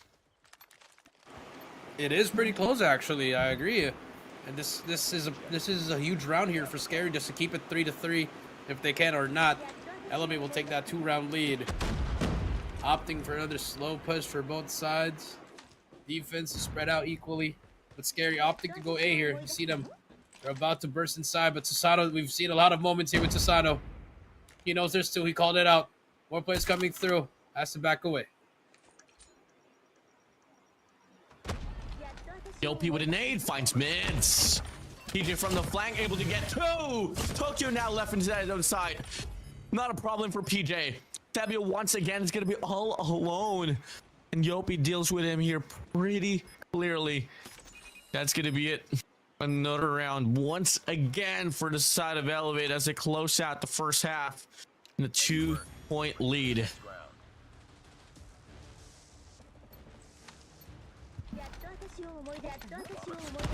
2-point lead. Now we're moving on to the half. BJ, that shot's there towards that round. Here we go. Swap of sides. Susano. Chroma, though, with nice nade on Candy. That shuts down the sniper. But you still see Elevate on the aggression. Half of the players backs away here for the set of Elevate. And it's going to fly on by. Players of Scary is pretty much more than prepared if ever Elevate does go and decide to go forward at A execution. Now they do draw back away. Turtling on here on his mid map. Kind of a smart call here for the set of Scary, because regardless of what side Elevate does decide to go for the push to, they can just buy the rotation here pretty quickly. As they are just playing on mid. 1-3-1 split. Might just be a pretty good call here. Now players of Elevate are spread it apart. Sebio finds Susano. Dropping the numbers once again. 2 snipers out from the side of Elevate. And now it's just going to be a 3v5 here. All 3 of the players of Elevate just stuck now. Need to find pressure here on towards one side. Kelly's going to be lurking here. Has to come out with a play. DJ extended with a sniper. Not really known for the scopes. Roman's going to be prone down there on the barrel side. Better duck your head, Chroma. Chroma's just playing this one so passively. Just waiting for the sound cue here. Can't afford to put up any mistakes. The bomb now gonna get tapped away. Should be information relayed. Halo is gonna go for the cut. TJ missing the shot, and Chroma finds him down. Halo finds Sebio away. Tokyo gets the trade. Yopi's gonna be all alone in a 1v1, 1v2, 1v3 inside of the side. And now it's a 1v1. Tokyo on mid. He spots Tokyo on him. guard. He knows he's there. 1v4 situation. Down to a 1v1. Tokyo here has to deny this. They can't afford to lose this one. Yopi swings. 1v4. Oh, captain, my captain. Oh, Yopi. 1v4. Gets it all done. Finish it. I don't even know. Destroy the objective. We got the bomb. That's tough, Warden. That's very sad. But you know what they say, Warden? It is what it is. And there's like that Kendi shuts down mids again for the first blood. Chroma finally gets Kendi. Chroma gets Kayla. We're back to an even. Oh, he's Playing for mad. actually 1 versus 3. Chroma's mad. 1 versus 3 now. Susano. Oh, tell me we got another 1v3. If Yopi can do a 1v4, definitely Sasano might just be able to pull away with his card as well. Sniper and the man. Name Sasano. Debbie's gonna be creeping here on the entire side. Timing. Oh, the timing. Oh, he sees him. Goes for the shot. Doesn't even hesitate. That's the first. That's It's one. a 1v2. That's It's a the part 1v2 one. now. That's the part one. Can we get part two? He spots it. Part two is complete. Can we get the trilogy? Susato, He can't do this. award-winning director Susato with the check. producer. Does it check? Susato's must. No. No. Okay, Chroma. Yep, Chrome is mad. Chroma's mad. Chrome is mad. Scary. Actually, that's a huge round. Actually, Ward. That's a very huge round that they won. Now they got to do it more. The enemy has the bomb. Next round coming through. Elevate. See the blue dots. Kendi my just shuts him God. down. There goes the defender. He's gone. That's a free plant for Elevate once again. But the retake could happen any moment now for the side of Scary. Here they come. Bomb is down. 40 seconds left. The hardest side to break into. Not because of the nature of the map, but because of the players holding it down. But Mids finds Kendi. Double man hold here on the trailer side. Halo's playing that steel wall outside of the site. Danu watching the mid cross. Not much opportunity there. Halo gets a lot of information. Razon finds Pickle. What is that position? What is that angle? Good for one. Trade over trades coming through, and just like that, match point advantage for the side of Elevate. Match point advantage for Elevate. This is it, Warden. Can they close it out? The rush is coming through. Trailer is in. Chroma, he's ready to spray it down. Trying to spray it down. Gets nothing. So Sutter touched down 2 with the machine pistol. Kendi gets Pickle. It's all up to Mids and Sebio. 2 versus 4. Bomb is going down. Mids gets Yopi. Are back away here. Very winnable if you're the side of Scary. Once again, Elevate on the run for the clean slate. Mid Sebio. And these off the flank. Finds Sebio. Beautiful shot. Both snipers GG. connecting. And that's it. Elevate once again winning the series in a 2-0 fashion. Was there any doubt, my friend? Not at all. Prediction says it all. There you have it. Elevate taking it 2-0 as they prepare to have their match later for the last one, Warden. That's our second series done. Next one's going to be TRT versus THNTS. But before that, we do have some highlights for you guys in a while. And it is now ready for you guys. If you didn't miss out, these are the highlights.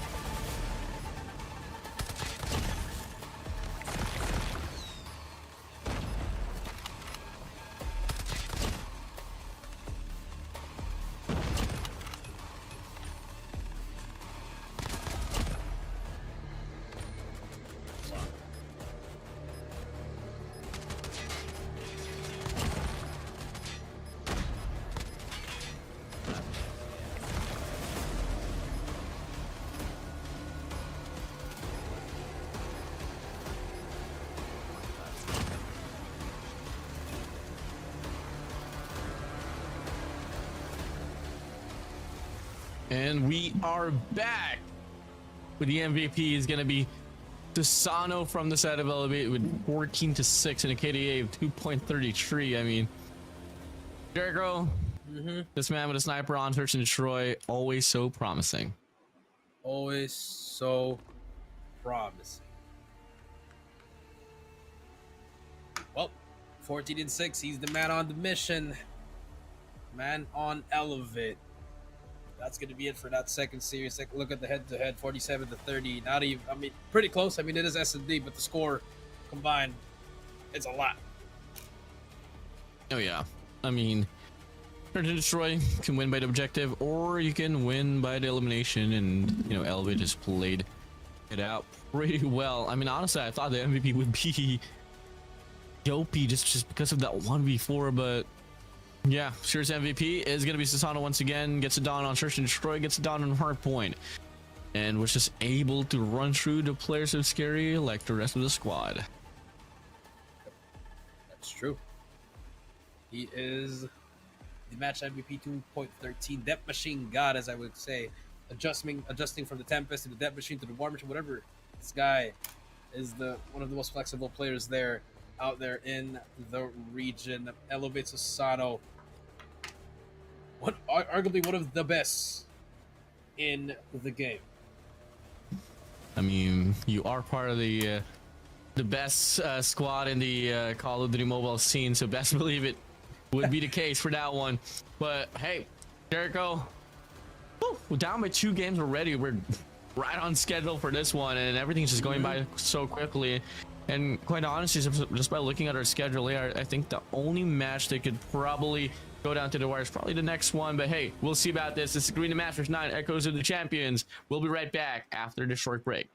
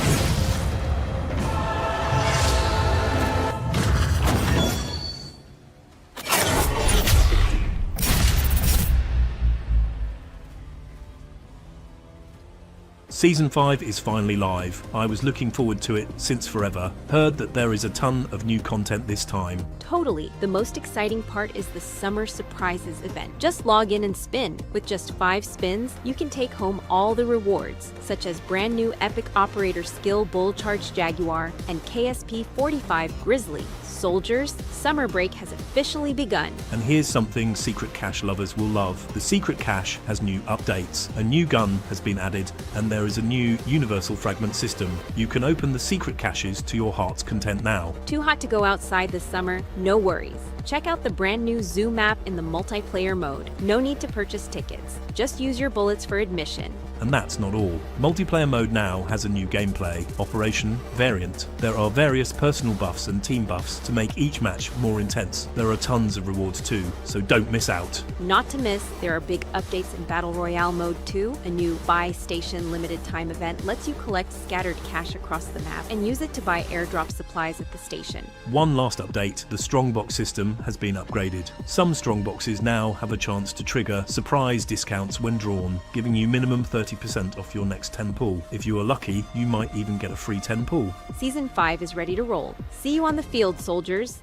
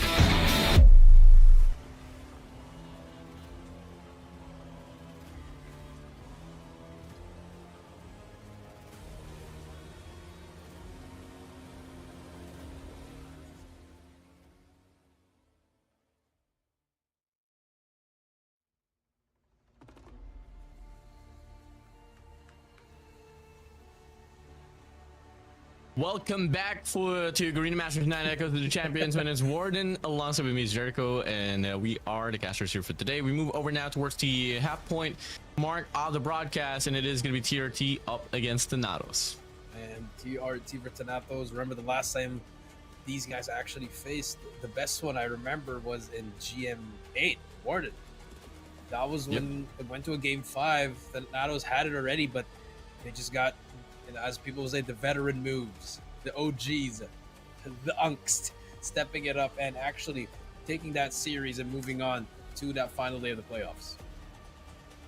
Yeah, you know, in some way, we're looking at a pretty strong squad here for the side of the THNTS. So, hey, I'm looking to see much more of a promising squad here comparing it to TRT because of the results of the previous runs. But hey, let's see it. For the time being, if you guys missed out the whole initial timeline that we have here for this tournament, we started things off in the qualifier stage with 70 teams, 6 teams for the group stage, and only 4 makes it to the playoffs. Only 4 makes it to the playoffs. Let's take a look at the maps and modes again if you guys did miss out. Get hard point, circumstance control, and we do have a new map called Combine. Arsenal out, Combine in for this map pool. I know you like either maps, either Secretary Arsenal or Combine. Sucks that we don't really get to see both in one season. But now we take a look at the prize pool here: $25,000 in the line total overall. In the first place, we'll get 13,000, 4,500 on the second place. Third place, we'll get 3,000, 2,000 for the fourth. Fifth, we'll get 1,500, and sixth, we'll get a plain 1,000. So just making it to the group stage, you already get yourself $1,000. Their standings too again elevates on top with the first place, SE second, THNTS third, TRT fourth, SKAER and PSG fifth and sixth. And this matchup's actually important because if you are number 3, you go up against whoever's number 2, and if you're number 4, you're probably gonna go up against Elevate already. Yep. So important matchup right here. Very you want to avoid it. You want to have a prolonged run on the playoffs. If you are striking to be in the playoffs, you obviously don't want to be on the number 4 squad. and probably have to try to rely on Star Esports. But obviously, we all know it's not going to be that easy. We look at the prediction, and it's going to be different. Why First TRT, one. Jericho? I don't know, man. Everything's letter T. I took the shorter one. No, I mean, in all honesty, I think this team just they still have the same team, but now they have added Tin. And I think they just had them struggles yesterday. I mean, for the side of Thanatos, they've lost Jai. And I think it's gonna be a huge matchup. And now we're gonna see here as TRT bans Combine, Apocalypse is banned, Summit is banned. We're going to never mind, Hacienda's banned. We are going to Slums once again. Slums, oh slums. Take a look at this. TRT. I don't think they have played Slums instead of the tournament, not just yet, but for set of THNTS, they absolutely did up against RTL Prestige and alongside Elevate as well. They went against Elevate and they lost this one 213 to 250, but they won up against RTL Prestige in the 250 to 64. So it goes to show, despite the fact that they have a 50% win rate inside of this map, inside of this tournament, they're not doing too bad. They're absolutely proving themselves pretty strong inside of this map. Well, for a set of TRT, I'm kind of blinded for this one, so I don't exactly know what to expect. Yep, that is true. What to expect here? Both teams running the same ops here. No flaw whatsoever. Here we go as we are waiting to see who will take home the Slums. Expect the money hills to be crazy. Expect the operator usage to be on point. Here we go. Map 1 is loading up. Slums hard point once again. Warden, again, you did choose Thanatos. I'm choosing TRT. Let's see who gets it. We'll see. I mean, it's just all going to come down to who's going to have the better day, who's going to have the better team composition, the better reads, the better fights. I mean, I feel like on paper, these two teams are pretty much on par. Not exactly the same on GM8, but hey, we'll see it as we start things off now here. TRT THNTS. Starting off now here, TRT is going to have the better side, and they're going to be able to get the first blood as well. Well, THNTS, they're going to be scrambling across here towards the right side of the map, but TRT, they cleared them apart. Clear them apart. You're right for that one, Warden. And now do see TRT getting the early kills at this point. This is what you want. They did get that good side, but look at THNTS. Aurora, she gets a triple kill. That opened things up pretty side of THNTS. THNTS here so far trying to get the break, but TRT here are going to be having the better numbers and the better trades as well. So, hey, looking quite still good here so far for the side of TRT. But THNTS, they're trying to double it down, but they can't find the definition inside of the hill, not just yet. So the points are still raining upon TRT. Still on the side of TRT. 16 seconds left. Freezy gets the points as well. Shuts down Risky. 10 seconds to go. Now you see on the side of THNTS, they're pushing through blue. Try to get some early overextension there. But the damage has been done. 30 to at least 7 points here. P2 already set up for the side of TRT. Pretty good here for a set of TRT. Josh here anchoring towards the back. Gonna be a problem, and the smokes are gonna be deployed, but Josh still finds the kill, shoot the smoke.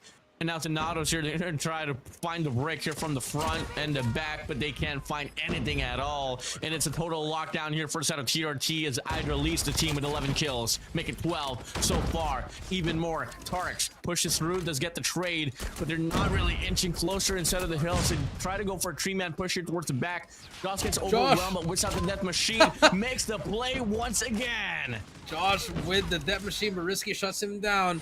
But it shows here, the veteran Hydra, 13 in a row. Unk still got it here. 61 and more. Keeps on going here. Tarks trying to contest the point, but 10 Yato is there. 65 to 8. Now, if you're TRT, you still got to start thinking about P3 here. You can really give this up. And look at number 3, Hydra. On the cutoff already in Graveyard. Really great cutoff from Hydra, but he's going to get shut down from the back. Has help from number 5 is on the map. Big hills there. And finally, THNTS able to breathe for P3. They should be able to get this money here. Should be able to do so, but they don't really have the resources here, not unless Momra does whip it out. Secret on the process, though, from the set of THNTS is not really providing the kills needed as of this very moment. Momra good for 2, good for 3, though. Good able for to get 4. the chain, make it a 4-3, and it's a total wipeout here for the set of TRT. Total wipeout for TRT. Momra still on a roll. Spots more players. Finally gets shut down by Josh. This is what we talked about, Slums, the money hill. Number 4 trying to find something with this Sparrow. 82 to 35 now. And THNTS still looking good. Looking good. Wipe right here so far. Looking to not see any change whatsoever here inside of this very hill. TRT having a hard time to inch closer towards the very hill. Player 2 Yato though does find a double. That should be enough for them to get the break inside of the hill. Big play for Yato. 4-man push here down the blue side. One more heap of contestment that THNTS will try to offer. Hydra though finds 2 with a VMP. Look at the triple, but risky. Former teammate get the trade and the scrap time. Still though, odd over pretty well by the side of TRT. I've just been shooting really great here. 22 in a row. Let's hop on board with him. Man is still getting a lot of kills. Nice shots from Yato as well. The VMP really making sure that it is the meta now rather than the USS. 98 to 51. 45 seconds left. Risky. Nice shots from the blue van. Unfortunately, will not hit anyone.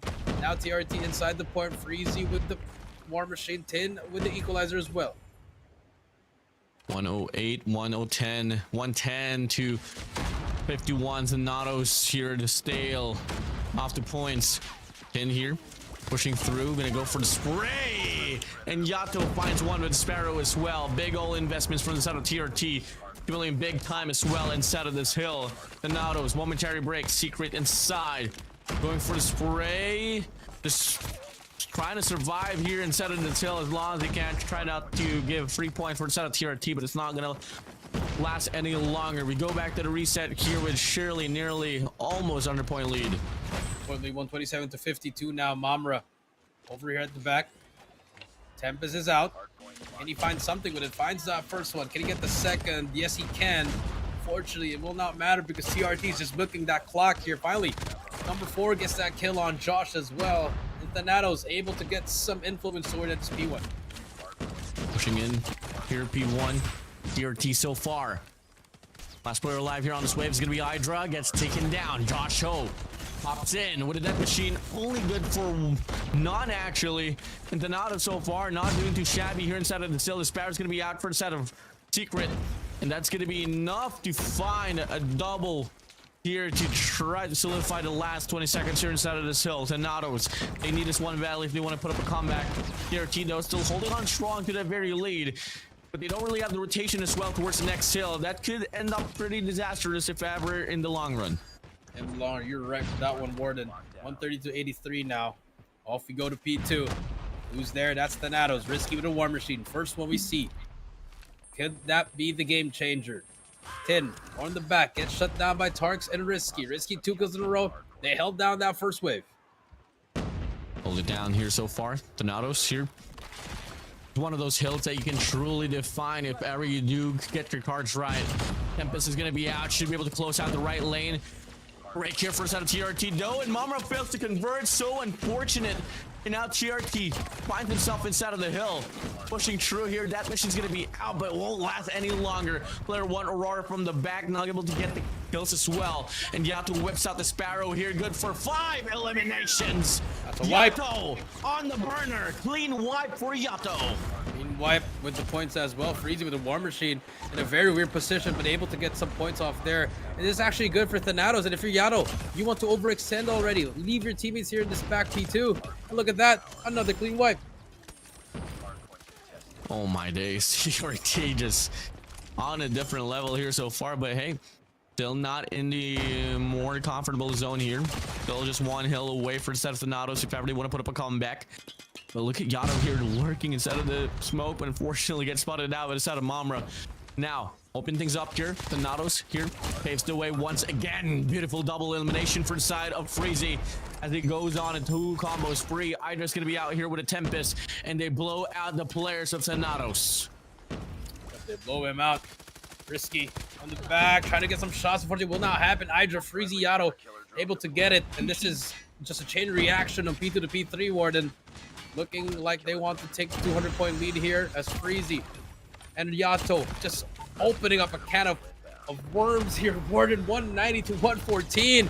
Keeps on going. Yato 6 are going to make it 7. Finally gets shut down by Mamra, but for how long? 18 seconds left here. Nice shots as well from Mamra. Hydra is there to trade him out. 30 kills on a row. The veteran making it look easy. Oh, Tier T here. So far, every player who's bagging up the eliminations, name it, Freezy, Josh, Time Ida, as Yato, well. Pin, getting it all done. The Natos, though, Secret is struggling alongside Tarks. I mean, was able to provide the games pretty well for the squad, but here up against Tier T doesn't seem to be that case. And now the hard point is going to be opening up here with TRT here in control inside of the hill, but the sponsor are going to be favored for the side of the players of the Natos. But the question is, can they even break the hill? They break the hill, Sparrow in hand. Can he find it? Mamra getting contested, but Freezy with a warmer. He shuts down one. Gets the second as well. 10 gets taken down. Number 4 is already in front, but 10 with the equalizer pops it up, pushes out the enemy. 30 more points before this game 1 ends. Pretty close now here for the set of TRT to really wrap it up. 10 here on a burner. Finds one with an equalizer, but Aurora and Risky shuts him down. Pushing through here. Freezy gonna be inside of the hill. Sprays all down. Aurora able to get the trade, but they're not able to clear out the way for them to even fight for the scrap time. TRT on the last and final march. Can they close it out? The Natos have to hop in here to contest the very hill, and looking like we have to go for another reset. Another reset we go. 8 more points to go. Yato trying to find something. Mamra shuts him down. Gotta be perfect now for the side of Thanatos. The comeback begins here. Josh gets shut down. Tin gets one. Risky gets Hydra. The Pred comes through. Shuts down 2 players on the point. But no one's still closing Thanatos. Second wave right here. Getting closer and closer here for set of TRT. 8 more points. Hydra with a Tempest pushing through. Finds Risky away. Secret on the other side of the point. Gets taken down. Hydra clears it out. The nail to the coffin is done. The dagger comes through. And it's going to be TRT winning this hardpoint dominantly. My goodness. The veterans stepped up, and it shows now. Because we saw yesterday wherein, Thanatos was doing well in the hard points, in the respawns, but up against a different kind of team like TRT, you really missed that presence of Jai. Yep. And as I thought personally, Jericho, that we saw a pretty strong game for the set of Tarks yesterday. It didn't really translate here up against TRT, but hey, you guys miss out the show. Let's have the highlights.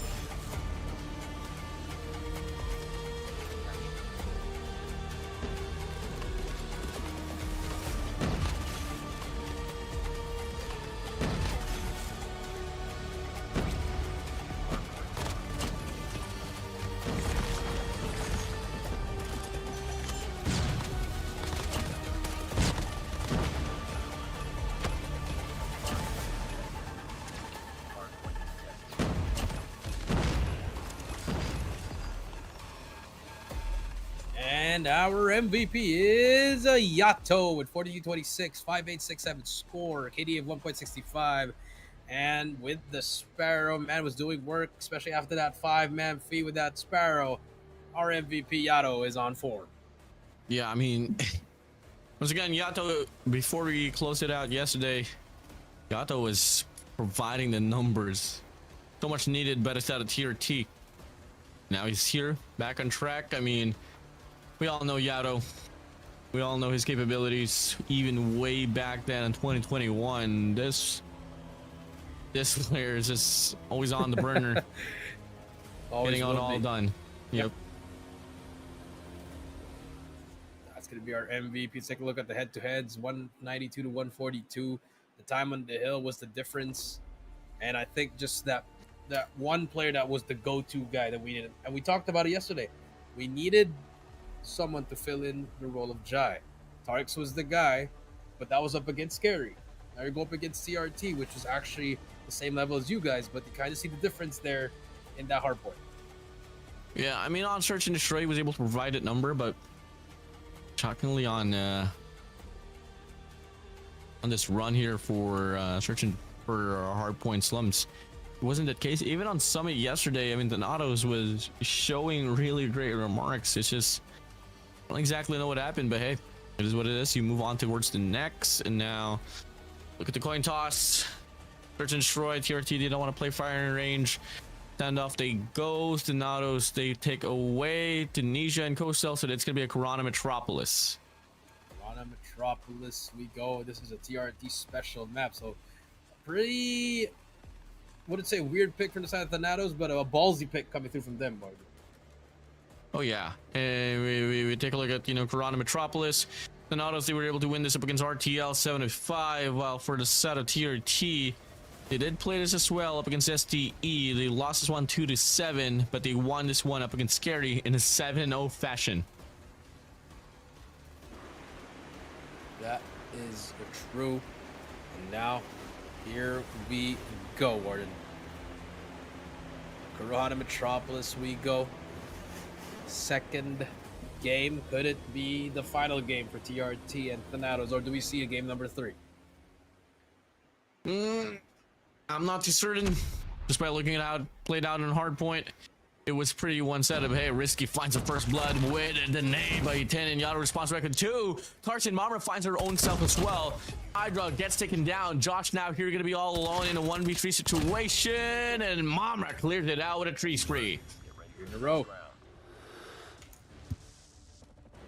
That's a fast round. We were just in the fly-through. We saw a nade kill from Risky. One from Tarks, one from... and then 3 from Mamra. Fast rounds happening here, but let's see what happens with DRT. Round here is going to be opening up. DRT going to be really holding on to this mid map pretty strongly. Coming through. It's going to be flying on by there on the right side. Josh able to get the first blood here up against Mamra. That's going to be a crucial kill there. That's one. Take away the Reaper of the round. And persistently, they're still trying to get this mid-map control here, Jericho. Yep. Playing it by the numbers here. Playing it by ear. Aurora. She backs away. Giving up that space. That's a very open B short there. Could it be the opening that they need? Yato. This is a very scary position for Aurora here. Unless she can make a play here. This could be it. Spots the first one. Can she get one? No, she cannot. Hydra is there for the help. She did tag that everyone, but there's still follow through from the side of THNTS. Parks now on the B long. Is he going to be the first one to get a kill here? On this half, that timing is impeccable. Parks has to back away now. And Joshua shuts him down. Hydra gets Risky. It's all to number 4. As Tin shuts him down as well. A perfect round for the side of TRT. Yeah, pretty great respondent here for the set of TRT, and it all started with that mid-map control, getting the first blood as well. If you aren't the THNTS, you want to play your numbers cautiously. Make sure you don't really get off free eliminations or frags. But now look at the players of TRT here rushing towards the B side. Risk is going to be all alone. Finds Freezy. Goes for the spray transfer out towards Yato. But Rara gets the kill. And TRT here scrambling Ross to back away as the cavalry arrives for the side of the THNTS. And the bomb is dropped too, so this should be a round for THNTS. Or unless something happens once again as Josh spots, and what a nade by Risky. Beautiful nade spot by Risky. The two-time Garena Masters champion still showing and proving why he is still one of the players here that we need to look out for. Sin gets shots out by Mamura. Back-to-back perfect rounds. Hydra gets the first, though. 1 versus 5, potentially. Get the first one. Spots Mamura as well, but Mamura shuts him down. Nice work. Get ready for the next round. Yeah, it's looking to be a back and forth game here so far, Jericho. TRT here. Now going to be back on the trail. Freezy still hasn't found his first kill, not just yet. Now TRT here looking like they want to go for the push here on his ace sides. Secret's going to be here. Backs away. And looking like they made the call already. Yep, it's going to be full send towards A. Rotation bits down here on the mid map. Mamra good for 2. But Hydra and Yato finds himself out as well. Yato here pushes towards the side. Riz finds Risky. Secret gets the trade. Freezy finds 1. Now to 1v2. Tarks here swings on. And Josh with a sniper. Nasty with it. Able to get the equalizer for the squad. He put the skates on Tarks and just quick scoped him to the next round, Warden. Beautiful shots coming through from Josh. 2 and 2 now. All tied up. Do we go back to the side of THNTS? Because the last time we saw some S&D like this, it went to an overtime, Warden. But look at THNTS with a very unorthodox play here. Take control of mid, and they should have the idea here. But the fake happened. The fake worked. 10 now. They get the call out. That should be them running towards A now. Should be it. Secret's going to be backing away. Gotta hit their shots. Had to hit it. Info's gonna be relayed, but look at Freezy lurking on the mid-map. Info, it's late called. Mamra gets taken to it down. Freezy is still gone rogue there on the mid-map. Risky finds Wando. Looking to respawn back there on mid, but 10 gets the cut off Risky. 3v3 situation here. Donato's gonna be hitting it from the front side. Nade's gonna be flying on by. Doesn't find anyone there on the cubby. Josh gets Tarks. Here comes the push. Aurora. Nice shots, but it doesn't matter. Josh shuts down one. One more. Number 4 trying to get some pills, but Freezy is there, and THNTS gets taken out of that round as TRT takes it. 3-2 now. Moving on to the next round before we move to the half here. Huge round for both teams. Back on the lead here, TRT. But if the flow remains the same, then kind of expecting THNTS to probably get this round once again, but looking at it, same approach for the set of TRT here, hitting this down towards Zig side this time around. Yato leads it. Mamra finds the cross. 10 gets the trade. They win the bulk of the kills now. Here, going to be on the lead for the life count. Number 4 has to stay here. Can try to get 1 at least. Nothing. I just shuts him down. Tarks in that corner. It's all alone. Misses both shots. Needs help from number 5, which is going to be Risky, but he's going to get pushed up. Gets taken down. It's all up to Risky to 1 versus 3. All lies on the veteran. Risky finds Josh. Sprays down. Putting it down to 1v3. Wait a minute. He's run away with his life. Run away with his life. Possibly. Crazy. Maybe Derek cooking up the nade. Just crossfire if you're TRT. Don't need to do anything. But Hydra Separated. decides to nade him. Can they find Freezy anything? the shot. Nothing, Warden. 4-2. TRT. They take the 2-round lead. Breaking away now here. 2-4. They go. Defend the objectives. And Otto's now here going to be playing on the offensive side. Going to be a 2-3 split for the side of TRT, but Josh gets the first. Tarks gets the second. Aurora gets the third. Yato in the feed finds Mamra as well. Aurora takes down Yato. And now it's going to be 10 and Freezy here. All alone to go forward to clutch against Tarks and Secret. Aurora gets taken down. 1v2 situation for the set of Freezy. Tarks missing the shot. The second doesn't connect. The third as well. Now, Freezy. Machine pistol is Freezy! Freezy makes it happen once again. A 1v2 doesn't matter for Freezy. Doesn't matter. The prodigy is there. Nice shots from Freezy. Now let's see. Can THNTS answer back? Here comes the push once again. They're pushing down. Risky, able to get the first one. Yato with the trade. Yato, can he get more? Yes, he gets another one just before it gets taken down. Back to a 3v3 we go. Aurora, Mama, Josh with a Secret. sniper. Tin Josh Freezy. Yes. Few men pusher on the top side, probably the case. Nade. Oh my. The nade. Did not hit him. Mamra. He's alive. Breezy gets Aurora away. Secret gets one. Tin with a shotgun. Good for one. And we'll be able to trail down Secret down away. Match point advantage now here for the side of TRT. Match point for TRT to close out the day strong. Thanatos Destroy objectives. haven't won a single round in the second half, Warden. They're double downing on their push. Decides to just throw their utility and maybe get some information from that one. Gonna be a slow round here for the set of Thanatos.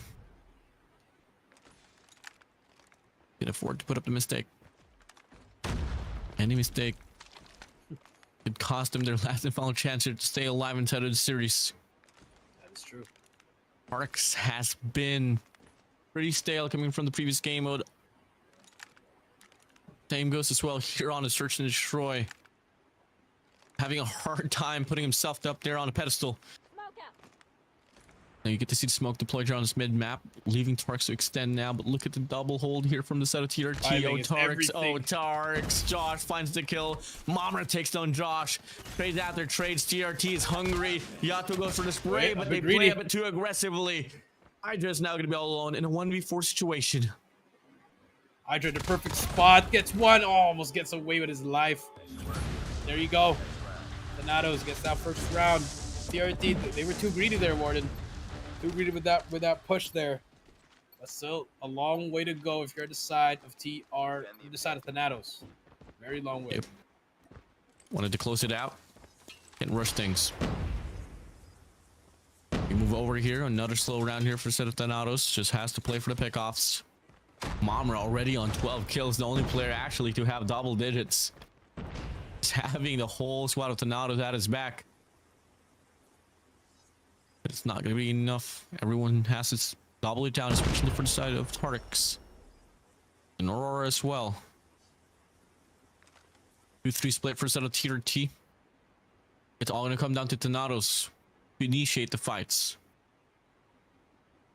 Slow it down. For TRT, pressure's on them. They got to push up.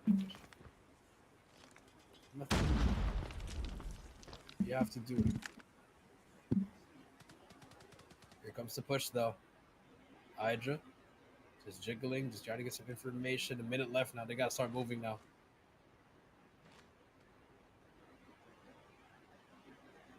Hydra tries some shots there on the alleyway.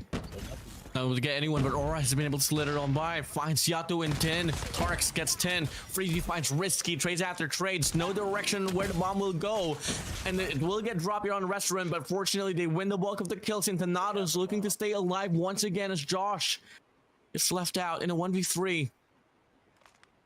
Secret there. Gonna be on the ace site. Did a spot in Matt. Trades with the snipers. Josh holding it down. And will be able to secure the deal. Thanatos here once again, 2 rounds in a row. TRT, just one more to close it out. Next round coming through. Round 11, we go. Here we go.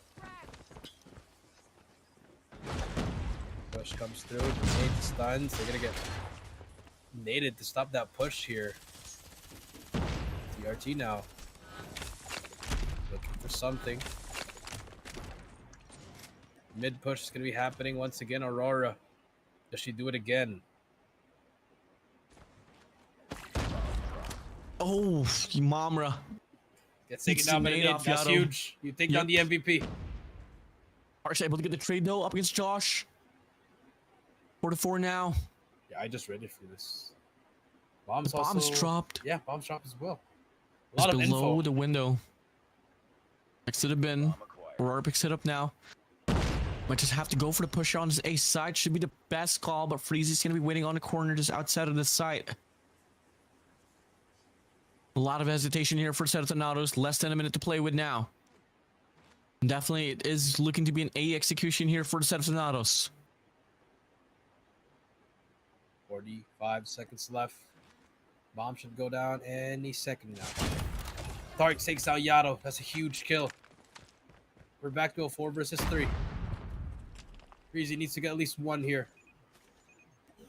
Bomb is being planted. Freezy gonna go for it, but gets taken down. Bomb has been 2 planted. versus 4 now. Hydra on the corner. Tries to get 1 here. But nothing's happening. Here comes the push. Tin gets taken down. It's all up to Hydra to 1 versus 3. Possible on his left. Aurora shuts him down. Nice work. 5 to 6 we go. Next round. They stay alive. One more round, and we might be able to see one of the greatest comebacks here on Search and Destroy. Could be an overtime. We can finally TRT get the last and final adjustment to close it out as they go for a 1-3-1 split. Actually, a 1-4 split might just be the best call that they have as Josh finds Risky away. A lot of support as well. A lot of coverage inside on the side, but the sniper gets traded out. Freezy, Yato finds 1. Mamra stays alive as he takes away Freezy. But it's a 2v3 situation. Secret and Mamra provide the one more chance to force this overtime. But they hesitate once again. Pushing 2 here. Big mistake for Mamra. Bomb is down and as now well. it's Secret all alone. Secret's all alone in a 1v3 situation. They got the bomb on their hands. This should be a game already. This should be a series already for the side of TRT. Why are you leaving the bomb? Huh. Ah. Okay.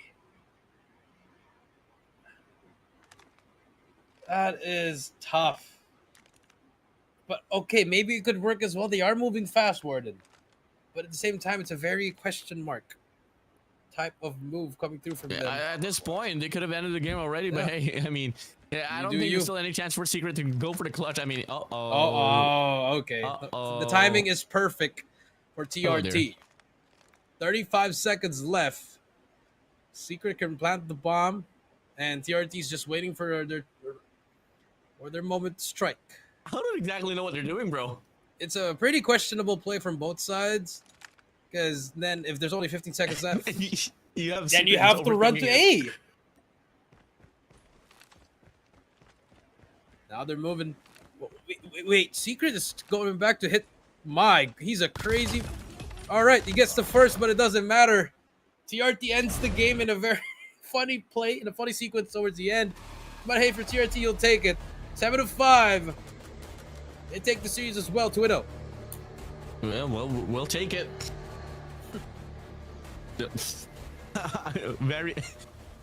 very anticlimactic ending there, but hey, it does happen. TRT 2-0 there. They win the series quite clearly and cleanly. You just well played. Get it done. TRT here will be able to climb the board up against the THNTS for this week. Well, with that being said, Highlights you already. guys missed out the action. Yep, let's get it down. Let's roll in the highlights here. Finish the mission.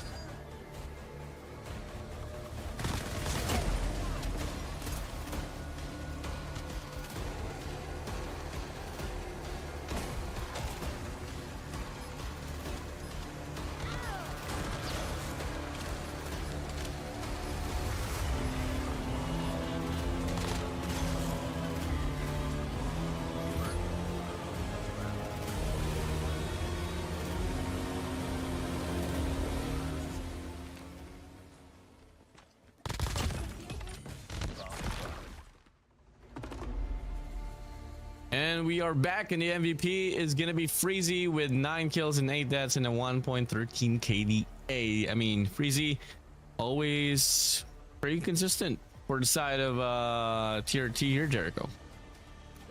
Very consistent for him. Mr. Clutchman himself been doing a lot of clutches for the team. This one needed a complete team effort for the side of TRT. Providing the numbers on both respawns and on search and destroy. Now you take a look at the head-to-head here. Oh my days, only a 1 kill differential, but take a look at the rounds as well. It was 75, 44 to 45 in regards to the kills. Scoreline 5,822 to 5,968. It was a pretty close one. It could have been anyone's ball game here, Jericho. Anybody's ball game, you are right. And with that being said, our total MVP, our match MVP, series MVP is still Freezy, 15-18, 3.485, 1.43, and with the War Machine.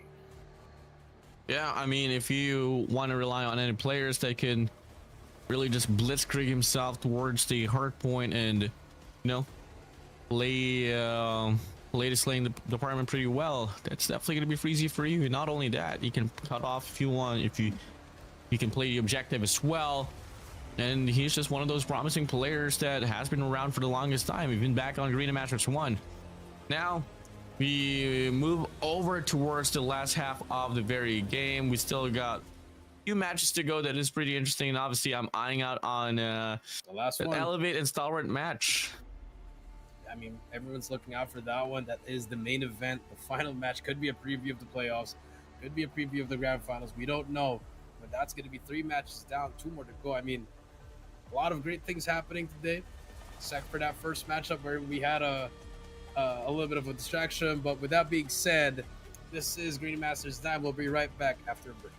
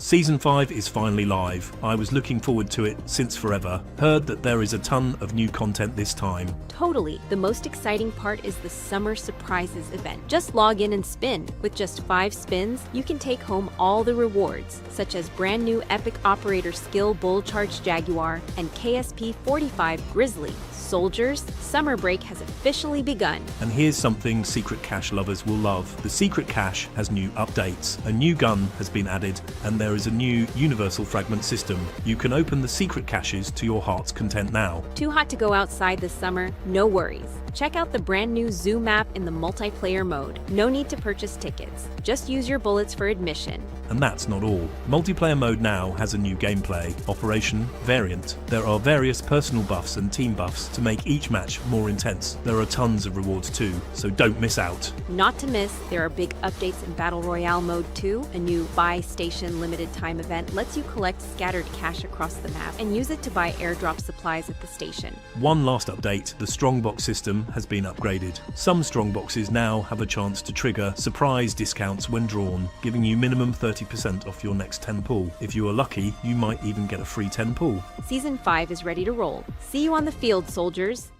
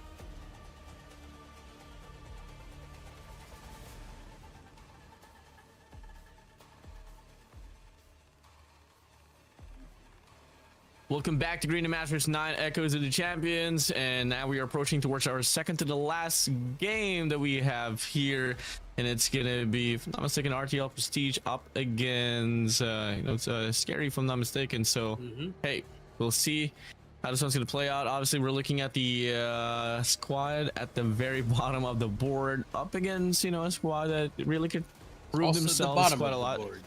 Yep. I'm not too certain how to feel about this. I personally said that in some way the gap might just be pretty evident here, but we'll see. Looking like both of us went for SKAER this time around here, Jericho. So we'll see if we're gonna be right, but obviously I want RTL Prestige to prove me wrong. Let's see what happens there in this fourth matchup for today, like you said. And I mean, SKAER hasn't won a map in a while. Their first map was the first map win they won was in S&D against STE, and now for the side of RTL, they've only won the hard point, which it wasn't even a convincing win because it was a 4 versus 5 up against STE. But let's take a look at the maps and modes here. Hardpoint Combine is banned. Hacienda is banned. APOC is banned. Slums is banned, and we are heading to Summit. Summit here for a set of SKAER. I mean, we got to see this one get played out earlier, and well, wasn't really the most promising out there as well. But for the side of RTL, same call for them. They were able to win this one against Star Esports, but it was a 4v5. That was their only win there. They can probably double it down, but we'll see about it. For the time being, we get CD operators, the line of operators here. We have a Tempest for both Chroma here, a SKAER for both Tokyo and Fluffy. War Machine here for the set of Pacify and mids, and there's gonna be a bit of a, oh no, never mind. It's gonna be an all equal operator composition here. Kinesu with an equalizer alongside Sebio, and the Death Machine will be on for Shaban and Pickle. Just a carbon copy on both sides, Warden. As we wait and see that game is about to load up. Hard point at Summit game 1. This is where Pacify dropped 45. Up against STE. Hardpoint identified. 5v5, no 4 versus 5. Here we go. Here we go. Second to the last series here for today. Let's get it on. RTL Prestige here. Starting things off pretty strongly though on the feed. Find a triple here for the side of RTL Prestige. So that's going to be enough for them to push back the players of Scary. And that will be the first 10 points for their name as well. Some points in their name. RTL looking pretty good at the start here. Even the kills as well. It's just Scary. They haven't really won a fight. Only 4 players with kills only. Finally, you do see Scary in the point as well. 20 to 4 years Scary here so far. Go for it.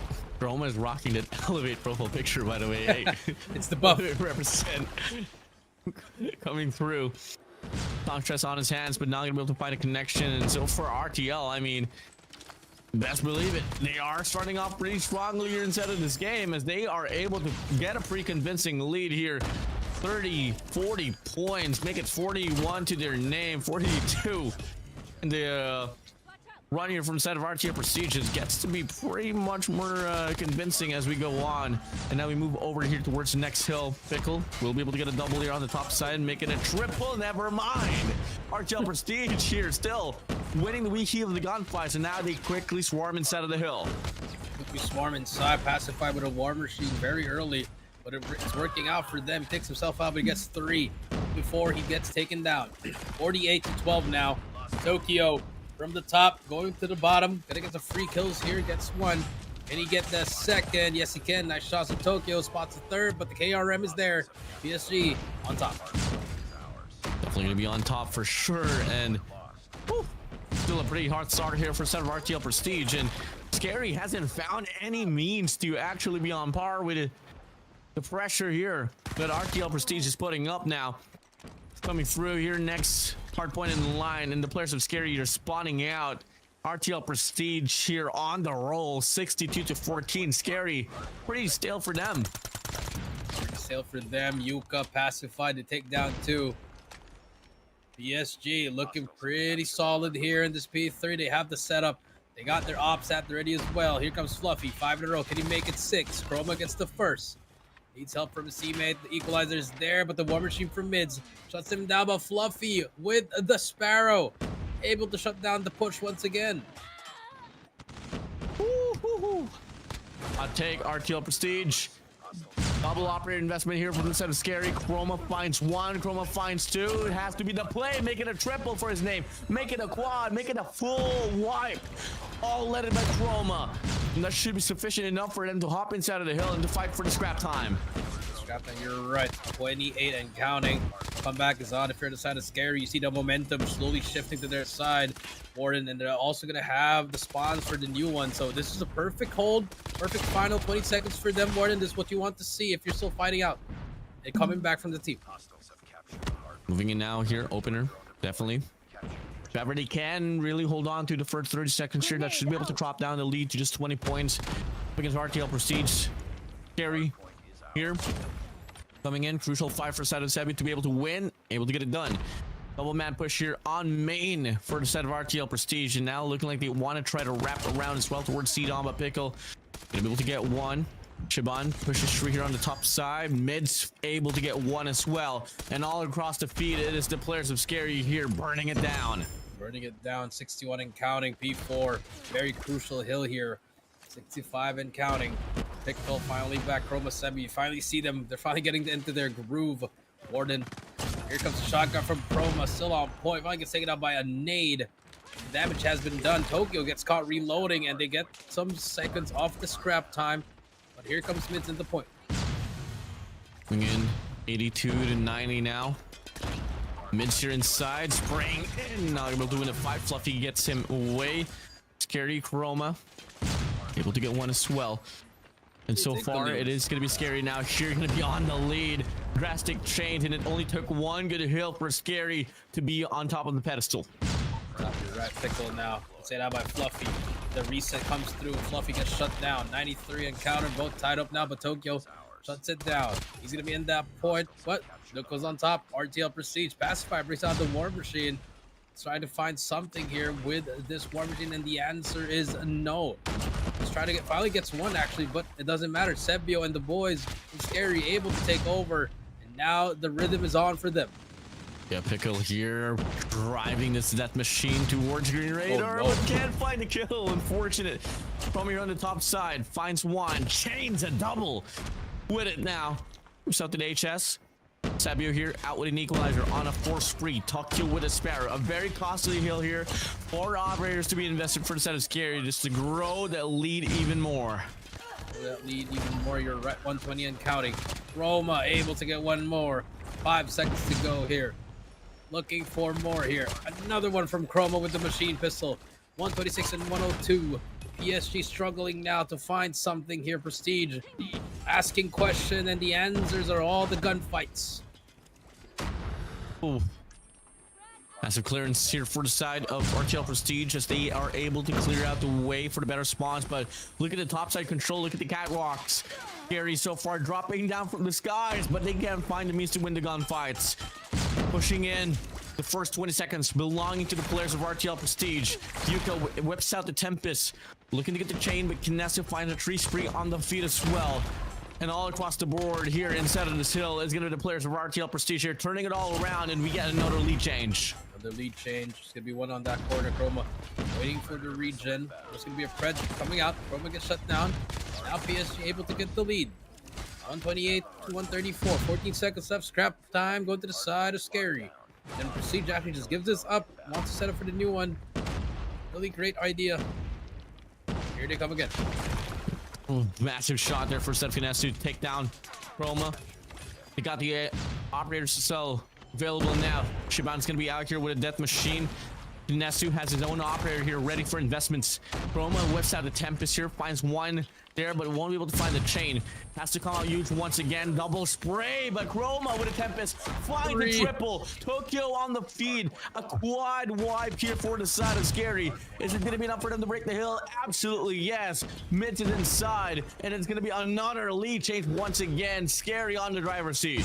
Another lead change for them. Mids shuts down Pacify. Another one coming through. Fluffy shuts down Mids. Fluffy gets a 2K, but look at the spawn, the God spawn from Tokyo. Can he get it? He gets the first, but fortunately is not able to hold as long as he can. Pacify brings out as another War Machine. Gets another hit marker. 154 to 154. Now we have to hit the rotation. It's a battle. It's a foot race to P4. 2 players going for it for each end. Wins the fight. Tokyo he goes alongside Mids as well. Able to get it done. Forced back the players of RTL Prestige. They're going to be late for the rotation here towards the next hard point. 162 to 160. Scary should be able to take the lead right back on this point. What happens, Tokyo, with that Sparrow?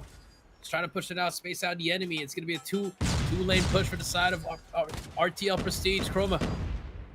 Mids getting the kills that they need, but look how close they're going to end. Yuka is going to be in there. Hit marker for Chroma does not matter. Yuka is still in here. Gets traded out by Mids as well. One more player inside. Shiban stays on top, but the death machine from Pickle is here. Pickle only good for one. Spade is gone here for the set of Fluffy. Tokyo hops in, sprays on by, able to get the kill. Back in for gunfights. So far, Scary doing whatever they can do to try to hold on to the lead. RTL Prestige still staying alive as well, and they quickly swarm the hill, but they don't have the spawns. They're just stacking hill on the front side. Shaban, free spree to his name.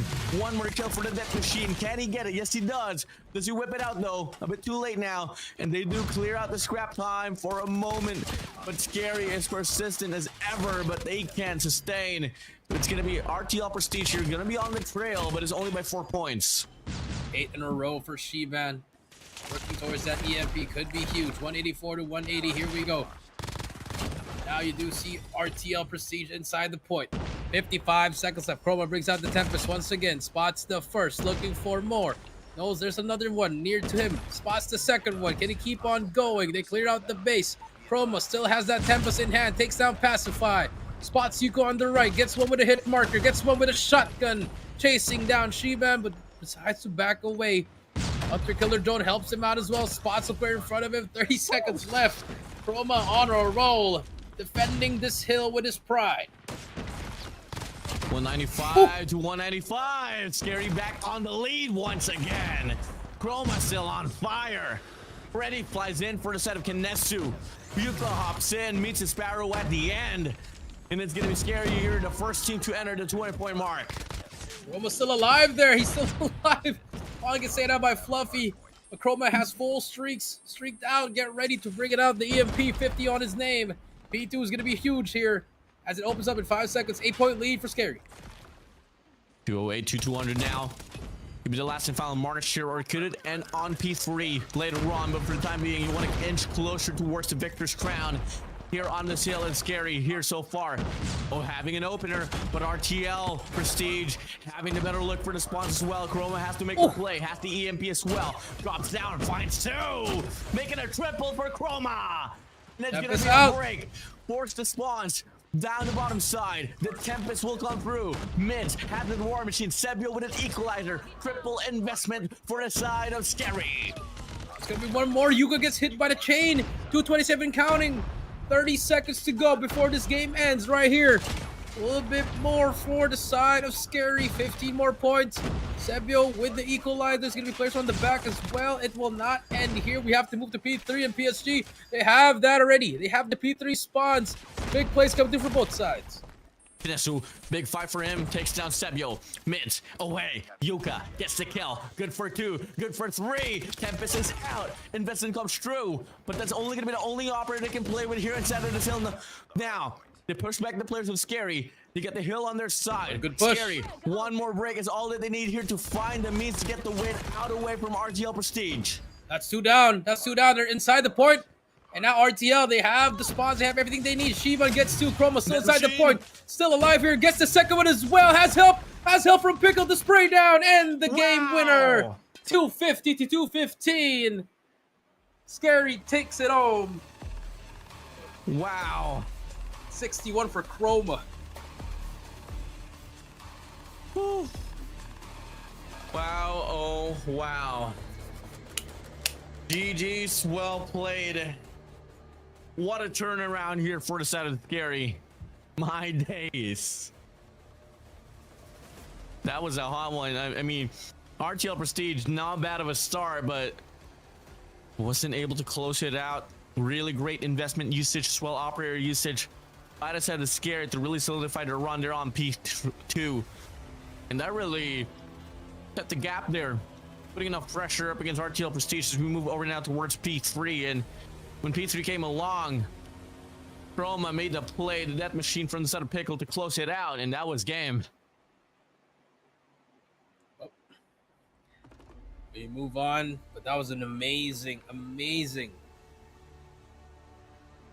match for both sides. Scary really turning it up towards the end. Chroma looking like a PJ there with that HS. Let's take a look at the highlights.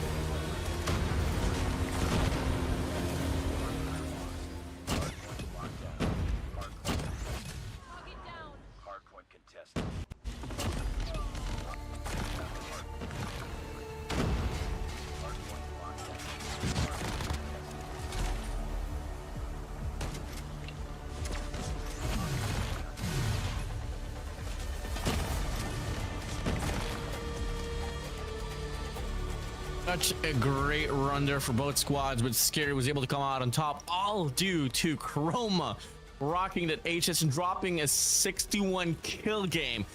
38 deaths, accumulating a 1.61 KDA. And it wasn't even the operator that really stood out, it was really the HS that he was able to wield so perfectly. I mean, saw him. That Tempest stepping it up. Every Tempest shot was hitting Warden. Chains over chains over chains. And look how close the game was. 211 to 119. 3-second difference of the hill times. Dominant score. Very close. Scary on top. Yeah, Scary on top for sure. And whew, if it just wasn't for Chroma, it could have went lopsided there for a set of Scary. But now we move over towards Search and Destroy. With concerned about this, but I do gotta say, Prestige was their closest hard point so far in this competition. Moving over, you do get to see Search and Destroy here with them, you know, proving themselves quite strongly up against our TRT just pretty recently now. So hey, let's see what this one's gonna be. Tunisia is gonna be the map to be played, and if we look back at the stat line here, Scary, they played Tunisia. They lost this one up against Sword Esports 2-7. While for the side of RTL, they're like they haven't really played no Tunisia, not just yet. So it's gonna be us here pretty empty-handed and how far they can offer themselves here inside of this map. But for the side of Scary, obviously you want to make up for that loss on Tunisia against Sword Esports. But hey, we'll see about this. So far, you get to see same lineups here. No adjustments whatsoever, but definitely the key players to watch out for here is going to be Pacify alongside mids, as this map really relies on the sniper quite a lot. Now for the side of Scary here, Jericho like to play this one for split a lot, leaving mids there to play on the beast side. For the side of RTL, they do love to play with the pace, and they do show some promises here and there, but sometimes they do lack on the readjustments and the final decision making to really close out the deal. Close out the deal. You're right for that one, Warden. So now let's see what happens if PSG can answer back here, or will we see the end of the fourth series here in Search and Destroy? Take a look at the maps. Oh, it's Tunisia. All right, here we go. Tunisia is in. First round already. Sebio in the middle with the sniper. Trophy did protect him. Did he spot Spotify? I want to say Spotify, but Pacify. And there you go. Sebio shuts down Sebio. Sebio shuts down Pacify. Sebio shuts down Sebio. Kinesso gets mids as well, but there's a fight happening here over day. We're back to a 4 versus 4, my friend. Kinesso takes on Kinesso. Kinesso takes on mids. So far, 4v4. Aggressive sniping there for Sebio, pushing down there on the mid map.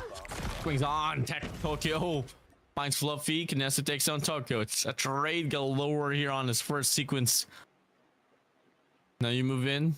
One player gone rogue though. That is gonna be Shiban pushed out towards Winery. They throw smoke, but the trophy cancels it out. Sebio's gonna be there. Bomb's gonna be rotating towards B onto the tunnel side. Big 1v1 there for the set of Chroma. Misses the fight. Kinesso takes him down. That's a 2v3 here, favoring the players of RTL Prestige. Could be it, but Kinesso takes down Pickle. It's a 1 versus 3 here. Sebio.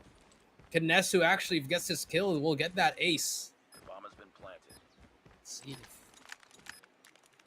if he still get it.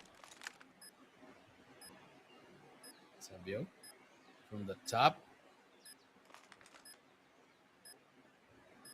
Not anything.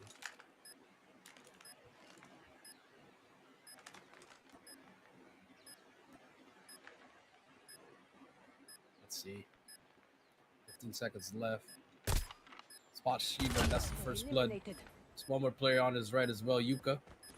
It's gonna be a left and right quarter. Unfortunately, Kinesso is there for the trade. Lost that round. But There it's not it is, over round yet. number 1 for the side of PSG. Yeah, wonderfully done for the set of RTL Prestige. I mean, Scary was able to get the first blood, but they were able to respond back with mids, and they were able to slither around on the B side and actually rotate towards A. But now, what a shot though from the side of Sebio. Takes down Pacify. All down, and once again, that is the first blood for the side of Scary, but it didn't really translate to the win earlier. To avoid getting punished, play your cards right, take it slow. As now it's just going to be Shaban here with a sniper. Wielding it down to try to get an opener here on his ace site, lurking. A lot of mid control here for a set of RTL Prestige, and it's just all going to come down to them on how or where they want to go for the push, and look like it is going to be the B site. Looking like the B side. It's another slow day at Tunisia, Warden.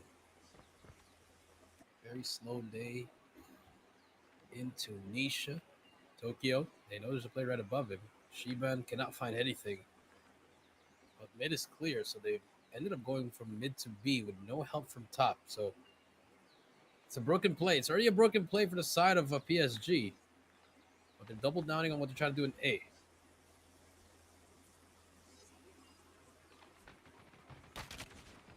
Shiban on the top side still looking to get a pick off. Kinesu lurked behind. Debbie finds Fluffy. Shiban takes down Tokyo. Plays on Kinesu. Still wins and finds a double. Beautiful shots there for the side of Kinesu. Now it's gonna be mid Chroma to try to go for a clutch. Spots Yuka. Great eyes, keen eyes, Chroma. Finds Kinesu down. And that's gonna be a respondment here from the side of Scary. 1 for 1 we go. 1 for 1 we go. The first round for Scary. The enemy has Let's the see if bomb. they can add up to that lead. Or would they take the lead? PSG decides to slow it down once again.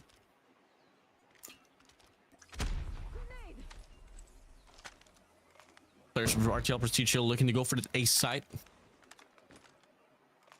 2-3 split here. 3 on main, 2 on winery. The nades and the smokes. No, the flashes will fly in. No smokes whatsoever. This could come out pretty dangerously. Tokyo's gonna go for the spray. Spots out Shaban, but Pickle finds Fluffy down. Pickle finds Pacify and Yuka as well. Good for 3 elimination. Kinesu inside of the side. Good for 2 as well. For 3 trade. Turns it down to a 2v3 situation as well. And Chroma will be able to get the shot through the wall. Mid swings on, not wasting any time. And Chroma through the wall still gets the kill. And it's gonna be Scary now here on the lead. Here we go. Defend the objective. Can we find an answer back? We got the bomb. Oh, Sabio Get swept through able to get the wall. first kill. Yep. That's fortunate, man. I mean, those small things Oh, in and Tokyo Tokyo. shuts down Pacify. And again, the adjustments, Warden. What are we talking about the adjustments? PSG hasn't really adjusted. The last time they've adjusted was the first 2 rounds of that S&D against STE. It's been a while.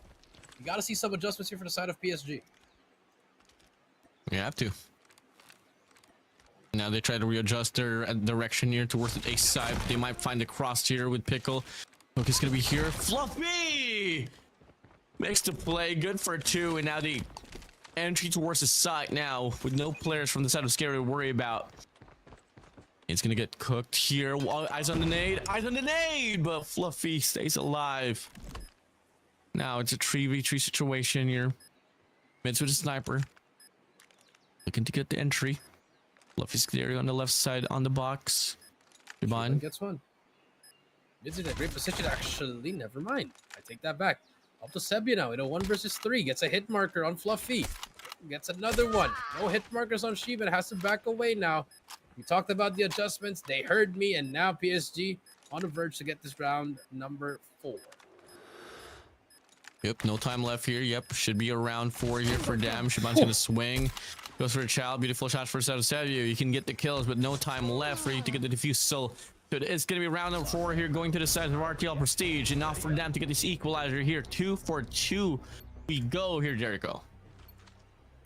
2 for 2 we go. Defend the objective. We move on to the The next enemy has the round. bomb.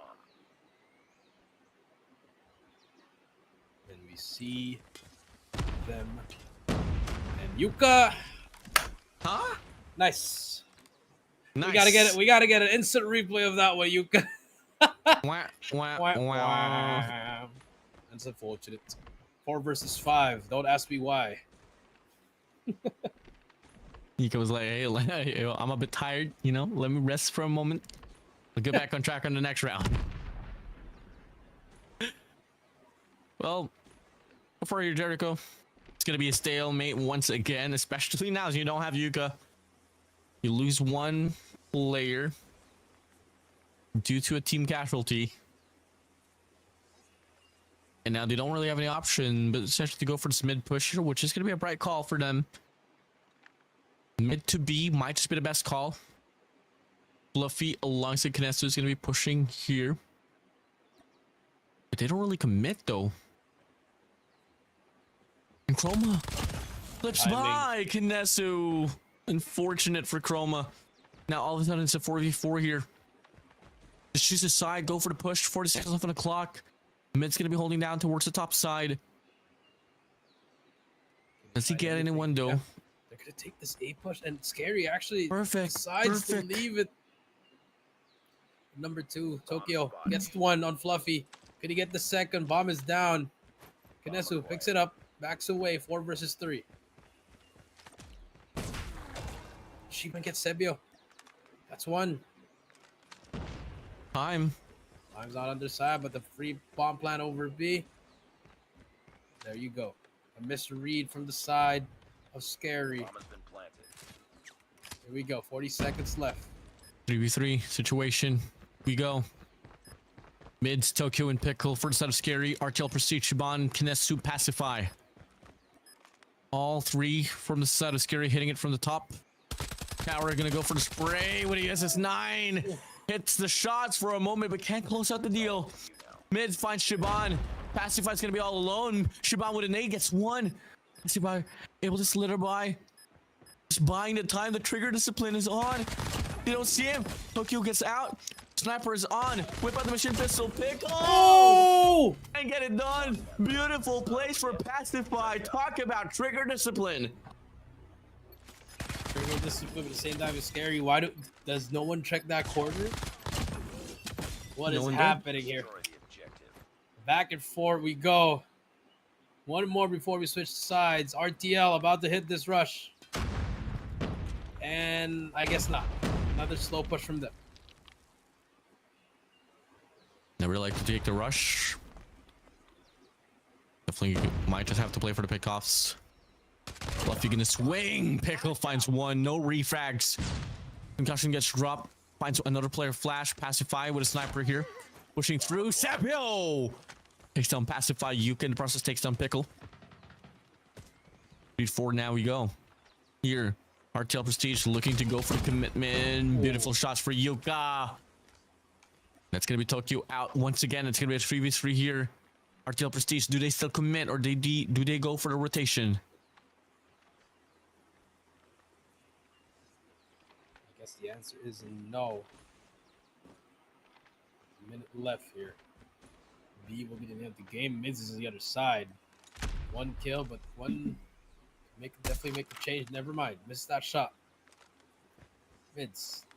The 1 and only here in B. Trying to get some information or some kills as well. It's a hit marker. That's unfortunate. Through the wall. The wall as well. Sebio. Sebio gets 1 from the flank though. He's already inside. Sebio deep into enemy territory. Get some information. Mid's already watching that side. Kinesu gets Chroma. That's a 2 versus 2. Sebio spots Shiban. Nice shot from him. Now it's all up to Kinesu, MVP of the game so far. 20 Time is seconds. not on your side, and Sebio shuts him down. 3-for-3 here before we switch the sides. Game's all tied up now. Oof. We see it. Defend the objectives. The enemy There's just something about RTL Prestige on Search and Destroy that they are so capable of to prolong. And now Scary's turn here to play offense. 4-1 split here. El Classic mid.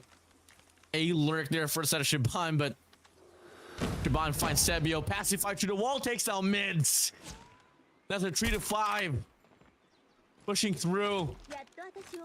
Coming in. Sprays out. Yuka finds Tokyo.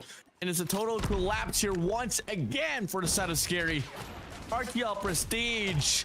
Flawless round for them. Not over yet. Flawless round for RTL Prestige. Here we go. Defend the objective. Next round here, do we get an answer back from the side of Scary? Will PSG take a 2-round lead? Oh, Pacified true to wall once again. Takes down Pickle. They're looking to commit towards the site. When True flashes is out, needs coming by. Chroma takes down Fluffy. Pushing True. Collateral! Pacify! Takes down Tokyo and Chroma.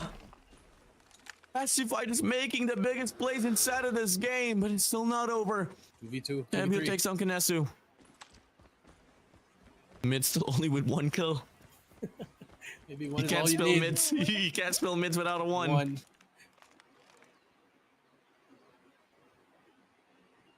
A minute remaining. Timing is everything here. Mids, does he check that corner? Spots him. Unfortunately, does not get anything. It's all up to Sebio. 1 versus 3. Gets Pacify. Spots the second one as well. There's just holy, there's one more in front of him. The reach out! The reach out! Sebio! No! What was that shot? Look at that black scope coming through with the jump from the drop, and then Yuka already had the shot, didn't have to slide in. Sebio keeping this interesting. It's a 1v1. It's Kinesu versus Sebio. And then with a YY, bro. Shivan gets mids again. Mids.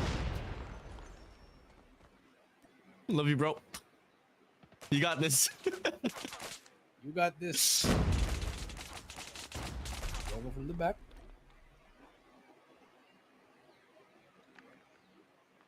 Just chilling right here. Back to 4 apiece we go.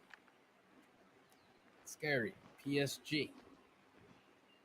In a very intense match. Both at the bottom of the standings. But showing why they could be part of the top 4. Fluffy. Gets taken down by Tokyo. That's the first. We're back to a 4 versus 4. Pacify has a great angle. Yuka's on the top. 44. Mid control here for a set of Scary. Big hole hit here towards the connector side. Kinesu good for 1. Shiban good for 2. Here he backs away. They don't know if they just commit towards the ace side. It's only going to be Kinesu, but holding on to the heady. Now they're going to be rotating here towards the B side. Has to deal with Yuka and Pacify. Pacify has been hot as ever with a sniper. Oh! But Sebio! He's hotter, bro. Up in the air. Pacify still alive though. 2v2, but it's a 2v1 in this situation. Pacify has to hold on his ground. Been planted. Nessa's gonna be hitting it from down below. The bomb's gonna be planted. Pacify gets Sebio. It's up to Chroma. Chroma in 1v2. Chroma in a 1v2. Chroma gets 1. He spots the second one. He knows he's there. Master dig the reload. The reach out comes through and Chroma clutches up. 5 to 4. 2 more to go. 2 more to 2 go. more to go. Scary, they can smell their dinner. It's on the way. Destroy the objective. Get it done. Scary. Here. Double man push on the mid map. Looking to be a split towards the ace site. Bomb's not yet gonna get picked up. Looking like Scary wants to make a call for a default. Play for the picks. All gonna come down to the first bloods. Eyes on Sebio with 16 kills on his name. And he gets taken down. Shiban. Beautiful shot. Tokyo on the top side, just waiting for things to happen. But if you are Scary, just go for the commitment. Make the push, but they just get dropped 1 by 1. He'll get taken out. So unfortunate. Now you move over with a 3v5 situation favoring the players of RTL Prestige. Mids with a sniper looking to get a second kill, but he flashed back at himself. At least he got You get the information after getting flashed by himself. Oh no, He missed. he missed. Mids gets the kill. It's a 2 versus 2. This is very winnable. Mids has to back away now. The reach out comes through. Mids gets that kill. Huge kill. It's off the pacifier now. Can he clutch up in a 1 versus 2? Bomb is down. Has done Roma. it before. Can he do it once again? Can he do it again? Mid spots him. You don't need to chow that if you're mids. I know you have 3. Just calm down. Can he do it once again? 1v2. That's fine. All eyes on you. Ice in his veins. He's crawling. He knows he has it. But Chroma has it as well. Shuts him down. No clutch for PSG. One more. One more to go. Gary. Looking to get this one done. RTL Prestige. Could this be it? Or can we see exactly what they did up against CRT and force an overtime? 3 times. Mids gets Fluffy. That's the first. No. Chroma gets Mids. Tenesu. That's the second. They're chasing. They can feel it. They can smell it. They Clears know. out the whole base. Shiban gets mids. my Nice shots God. from Shiban. The nade coming through. It's a 4 versus 3. Yuka, pacify, Shiban. Trying to do what they can. Try to look for Tokyo here. 30 seconds left. You gotta start moving now. Gotta get the kills. This is the last chance. RTL, they're Last taking chance their here. sweet time. They gotta move. Less than 20 seconds left on the clock. Pacify can't hit his shots. Off the head of Yuka, slithering on by. Tokyo finds 1. Tokyo finds 2. Shiban, last player alive. It doesn't matter. Get the kills. No more time left. Gary, they win the series. Congratulations, Scary. 7 of 4. They take it 2-0. That's gonna be our 4th match, 4th series. After that, it's everybody's main event that everyone's looking for. The grand final.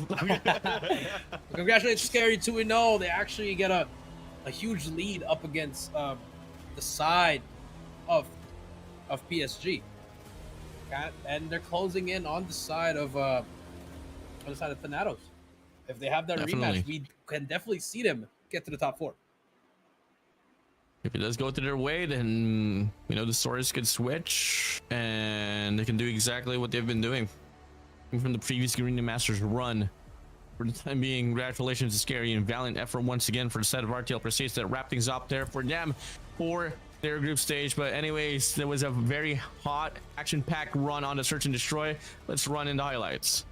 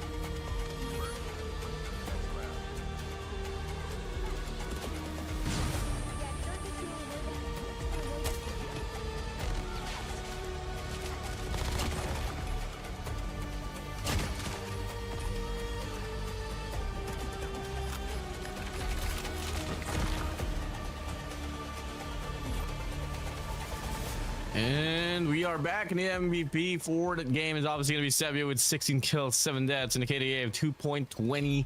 I mean, whew, made the clutches happen, made the numbers happen as well, off his flexibility, and my day, Sebio was just him on the game. He clutched that round, and the momentum has shifted.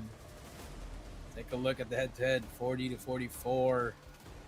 PSG still looking for that first victory of a series. Technically speaking, that first map that they won, got lucky with that one, Warden. But it's unfortunate. Pretty lucky for sure. Still 0 series, but hey, you still have 2-3 more days next week. 3 more days to prove yourself and to try to change your faith in this Garena Masters IX. But our series MVP is going to be Chroma with 73 kills, 22 deaths, and you know, with his operator skill here, the claw. I mean, sums it up. Chroma on hardpoint, which is providing so much space for the squad to hop inside of the hill, and was able to get it done. And now, what's next, Jericho? Give me the foreshadow of the run of the playoffs. So probably on the grand finals. Probably on the grand finals. Winner probably, finals, maybe upper bracket finals, or maybe the grand finals, maybe lower bracket finals. I doubt that Elevate goes to the lower bracket, but yeah, Elevate STE right up next. What our final match for this first 3 days of the Garena Masters IX. We'll be right back after this break.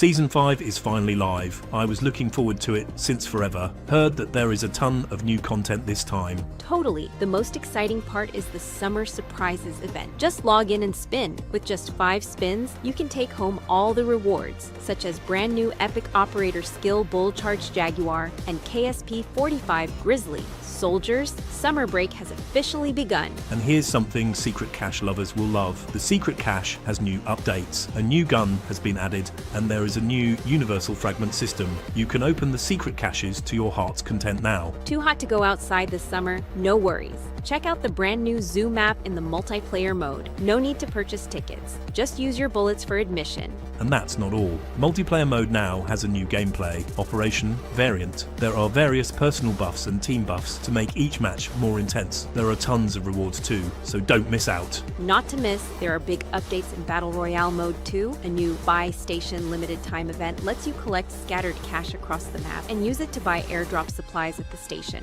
One last update, the strongbox system has been upgraded. Some strongboxes now have a chance to trigger surprise discounts when drawn, giving you minimum 30% off your next 10 pull. If you are lucky, you might even get a free 10 pull. Season 5 is ready to roll. See you on the field, soldiers.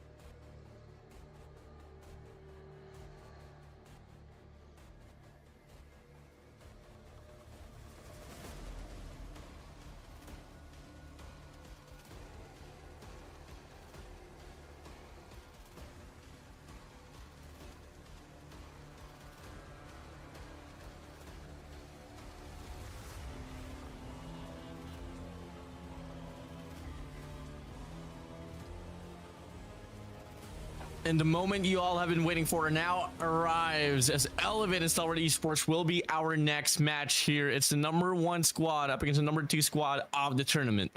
Yep. We have Elevate. We have STE. The Grand Finals rematch. The Stage 4 rematch. A lot of a rematch. GSI even happened, but now we do see Elevate and STE once again. World Champs versus the second best in Garena. Could it be the same story once again? Let's take a look at our predictions. And, well, no surprise, we are going to pick Elevate.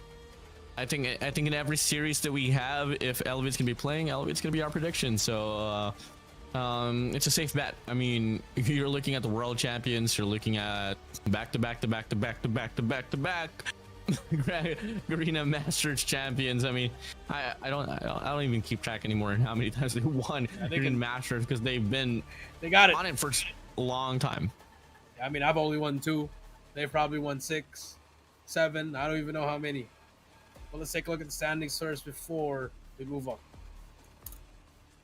on. Here goes the weight of the match here.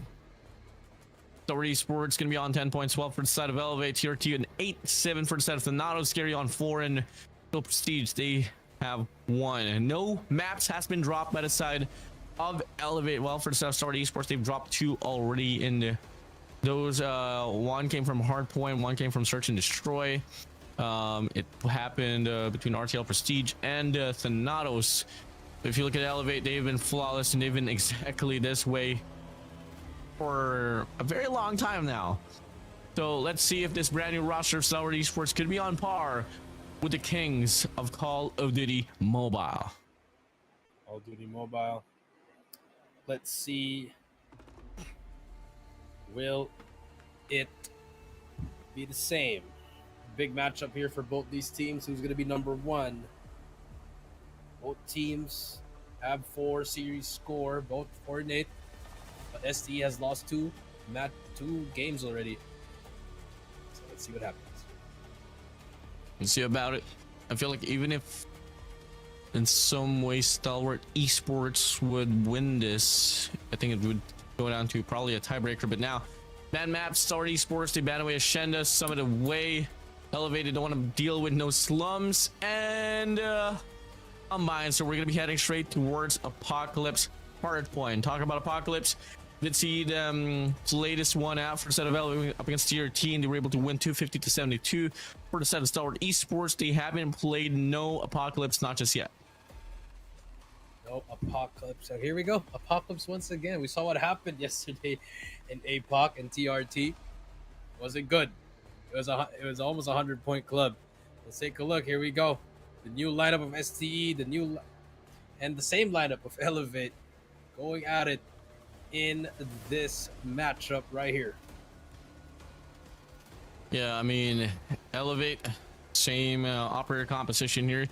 No changes whatsoever. It's just going to be Yopi, Classic on the Sparrow, Tempest for the set of PJ, Halo with an Equalizer, Sano with a Death Machine, and Kendi with the War Machine. Left side, Jai will be wielding that War Machine, Reef with a Sparrow, Skurd off that Death Machine, FDX off the Tempest, same goes for set PJ, and Clove with the Equalizer. Here we go. Just waiting now for everyone to get ready. Loading up the ops, loading up the guns. Warden, this is the final match for today. We'll have a 5-day break, and then we'll start 4-day break, and then on Friday, right back at you guys for the second set of that round robin, and then we'll have a long break, a 1-week break, Warden, and then we'll have the playoffs, the 2-day playoffs with the top 4 to determine who will be the champions of Garena Masters IX, the echoes of the champions.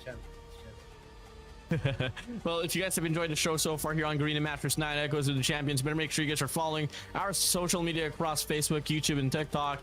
And yeah, just to make sure you guys don't miss out any actions up ahead. This is only the first week here. We got 2 weeks in line here for Garena Masters IX, and we do continue to work the 4th and the 6th for us to tally up the scores and check out who makes it to the playoffs on the 12th and the 13th of July. Of July. Nice save. And right after this, it will be stage 4. So a lot of things are on the line here. Most of the people that didn't qualify for this, their season's done already, Warden. You gotta wait for next year already. So another year of a huge off season for these top 6 teams. They're moving on to that to the stage 4, had a chance to fly to stage 5 and have a chance at winning the World Championship once again. Definitely, man. And you know, I can't wait to see who's gonna make it for the Garena region. Obviously, crowd favorite is gonna be Elevate, and next to it is gonna be Stalwart Esports. But just by looking at the talent composition that we have here, there's still a bit of time for the rest to improve on, especially, you know, to try to fight for the number 2 spot. Stalwart Esports, they're still on the phase where they're trying to really get the best out of the best system to be put out into the competition. So hey, Stalwart Esports, this could be the perfect time for them to prove themselves and show what they're made of, or how much preparations that they've been doing all across this last few weeks. That is true. So again, it's a new team, but here we go. First game is on. Apocalypse Hardpoint, Stalwart versus Elevate. Here we go. The blockbuster match has now begun. The match that all people have been waiting for now ensued as we open things up now here towards P1. Better spawn control here so far for instead of Elevate. Stalwart Esports going to be hitting it down from the bottom from the top side of P3, but all across the board on the feed so far, it is going to be Elevate here in control. Here we go. Elevate gets the first 15 points there. Kill struggling from the side of SKAER and FDX. Still at 0 apiece. PJ with 5 already. Every single player from the side of Elevate getting the kills that they need. 18 and counting. FDX spots another one. Gets that first kill for him. Trying to flip the spawns, but Elevate gets a lot of points from P1 at the same time holding down those spawns for P2. Yes, slight and just somewhat better control actually for instead of Elevate still here at the latter part of this P1. And they're looking to have the better look as well on the rotation as well towards P2. So hey, Stalwart Esports can be able to get the break for the scrap time, but will only scratch that 12-point mark here before we wrap things off here towards P2. And we all know P2, once you get that early rotation and get it solidified, you can absolutely turn this one into money, especially if you are a team like Elevate. Yep, that is true. 34-13. PJ with a THNTS already. That is pretty fast. Warden did get 10 kills, but did not work out for him, as Halo is going to get traded out. STE with a try to break from the front. FDX is there. Nice help. Clove has help. Doesn't matter. Susano get the 2-piece.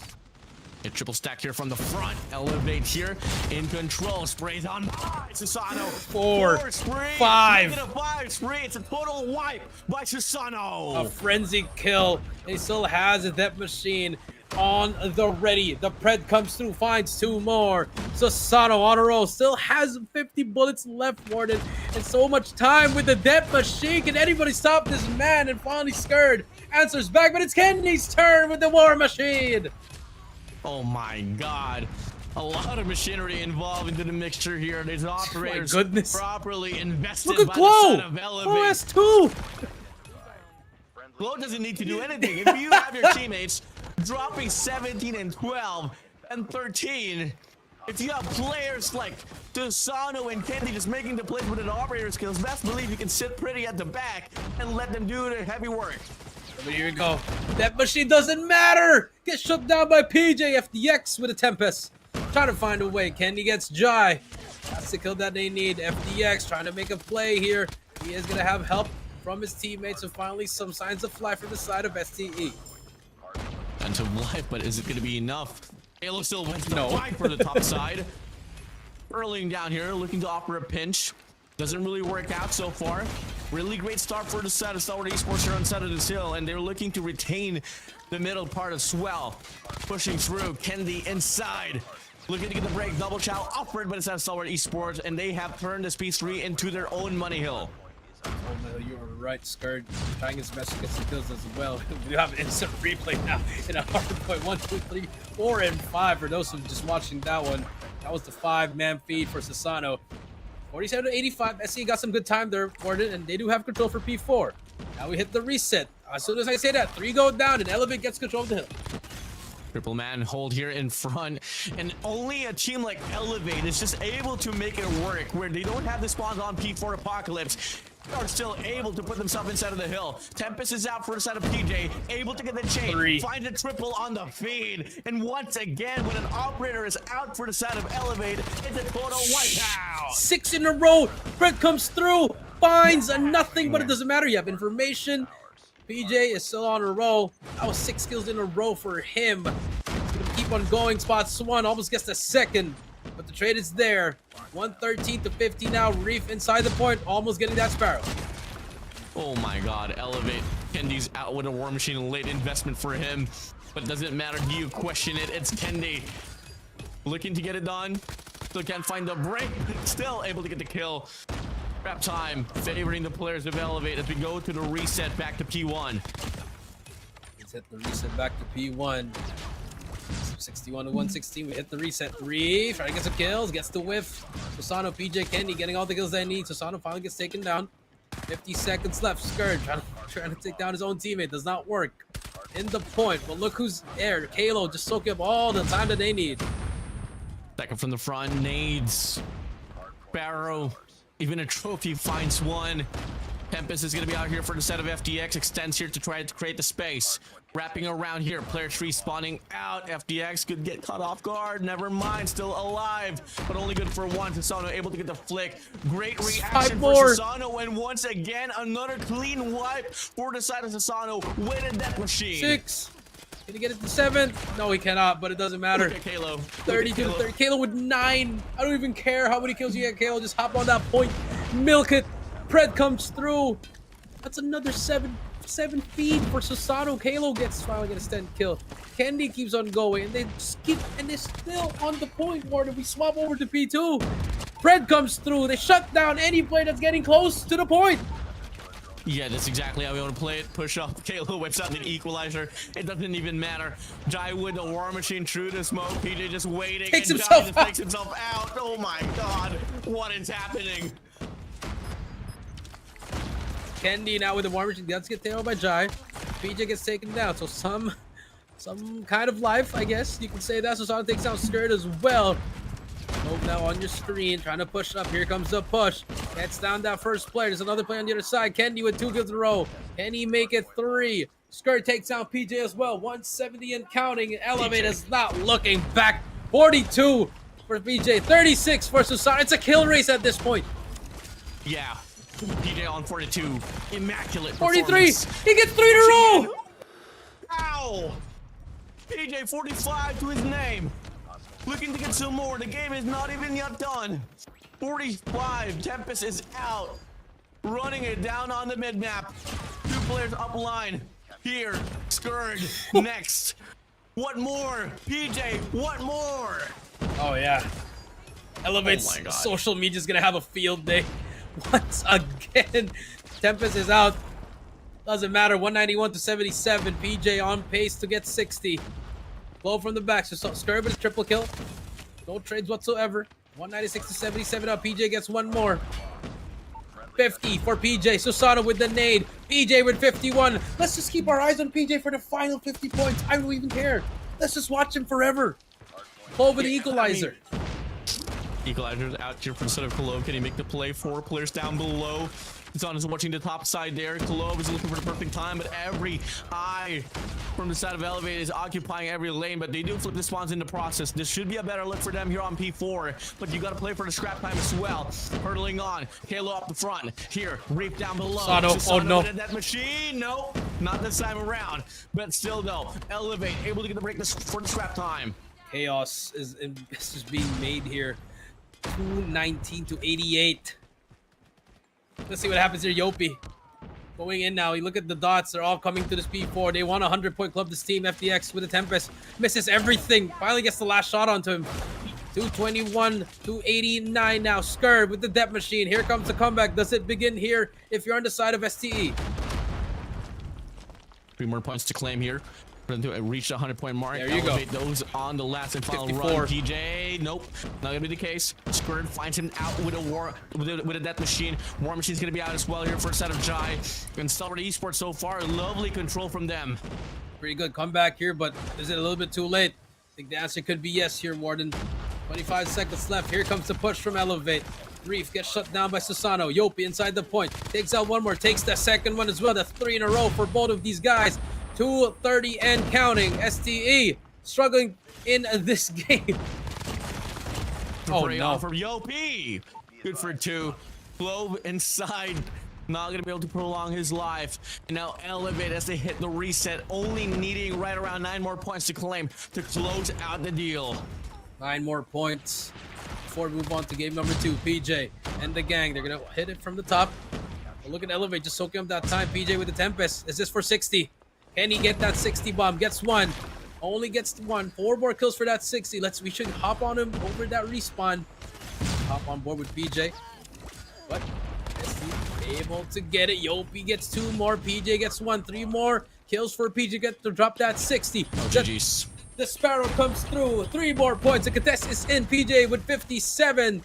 3, 2. The final contest comes through. There's more points inside. Yopi shuts him down, but number 5, Jai's there. Trying to hold it down. Has help from PJ. PJ gets it. 58. Last player alive. There you have it. 250 to 130. PJ with 58. Absolute dominance still here with the Red Rebellion up against the number 2 squad, Stalwart Esports. New roster, it doesn't matter for the Red Rebellion. That is just wow. I have no words, my friend. Wow. No words. That's all you gotta say. Wow, Yep. bro. This is wow. So a match that you all have waited for, which is a one-sided love affair. Elevate, Red Rebellion, name them. It doesn't matter. Alea, PJ, Claylo, Yopi, Susano, Kendi. Just running it down. Just like another day. It's another day.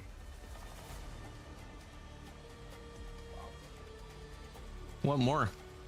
What more can you do? Well, if you guys want to see the Elevate's run on Apocalypse Hardpoint, Yep. let's roll it.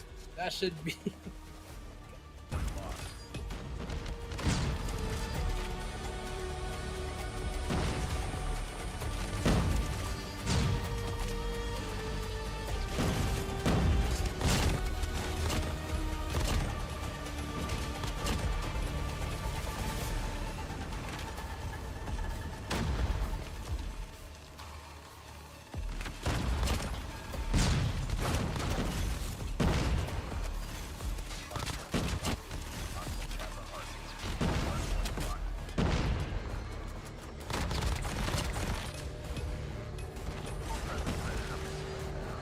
Hardpoint lost.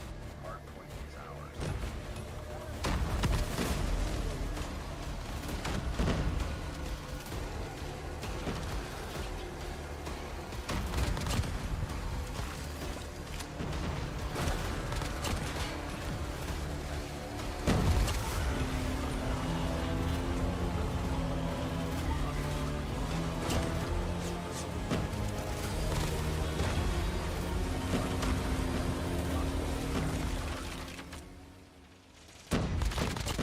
Hardpoint is ours. Hardpoint lost. Hostiles have the hardpoint.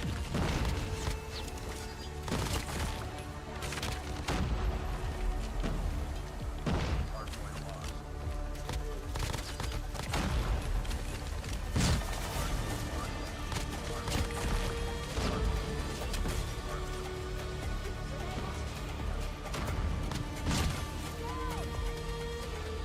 The MVP is gonna be PJ with 58 kills, 25.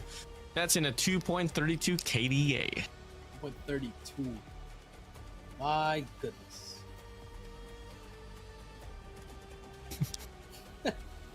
Just left us thunder, bro. Yep. Absolute stunned.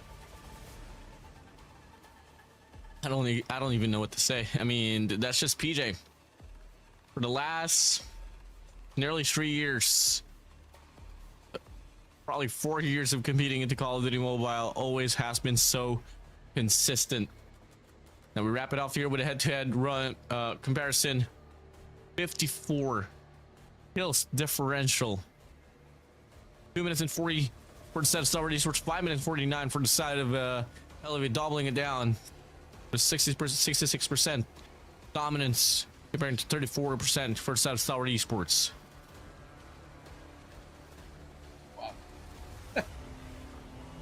You know the matchup we're all looking for, Palatao versus Olea. Olea. But take a look at the S&D. We are going 2 standoff. Standoff. Here, if I'm not mistaken, this was the map that quote unquote Stalwart Esports was able to beat Elevate on GMA. Garena Masters 8. Yep, Yeah. but it didn't matter because they, with even that +1 in the grand finals, they just lost 4 in a row. Yeah, I mean, I guess that was a refresher in some way. Quote unquote saw that the CODs can quote unquote bleed. But at the end, where it mattered the most, to win the title, win the trophy, win the cup, it is going to be Elevate here shining over the players, Stalwart Esports. See the lineup? I mean, both squads doesn't really have any subs aside from their respective coaches. Moving over, we start things off here on Search and Destroy standoff. With Stalwart Esports starting on things off here on the defensive side. Offense they go for a set of Elevate. Here we go. The enemy has the bomb. First round. Starting off with PJ. After a hard point, gotta slow it down. Is he still on that burner, Warden?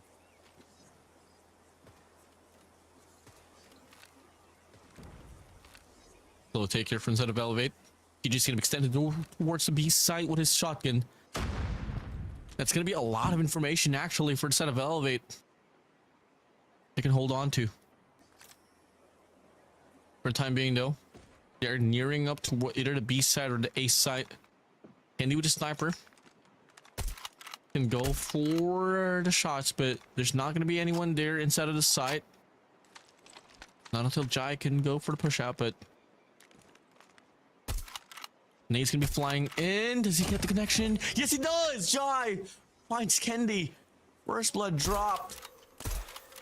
That's gonna be forcing a 4v5 here. Advantage for a set of SDE. Here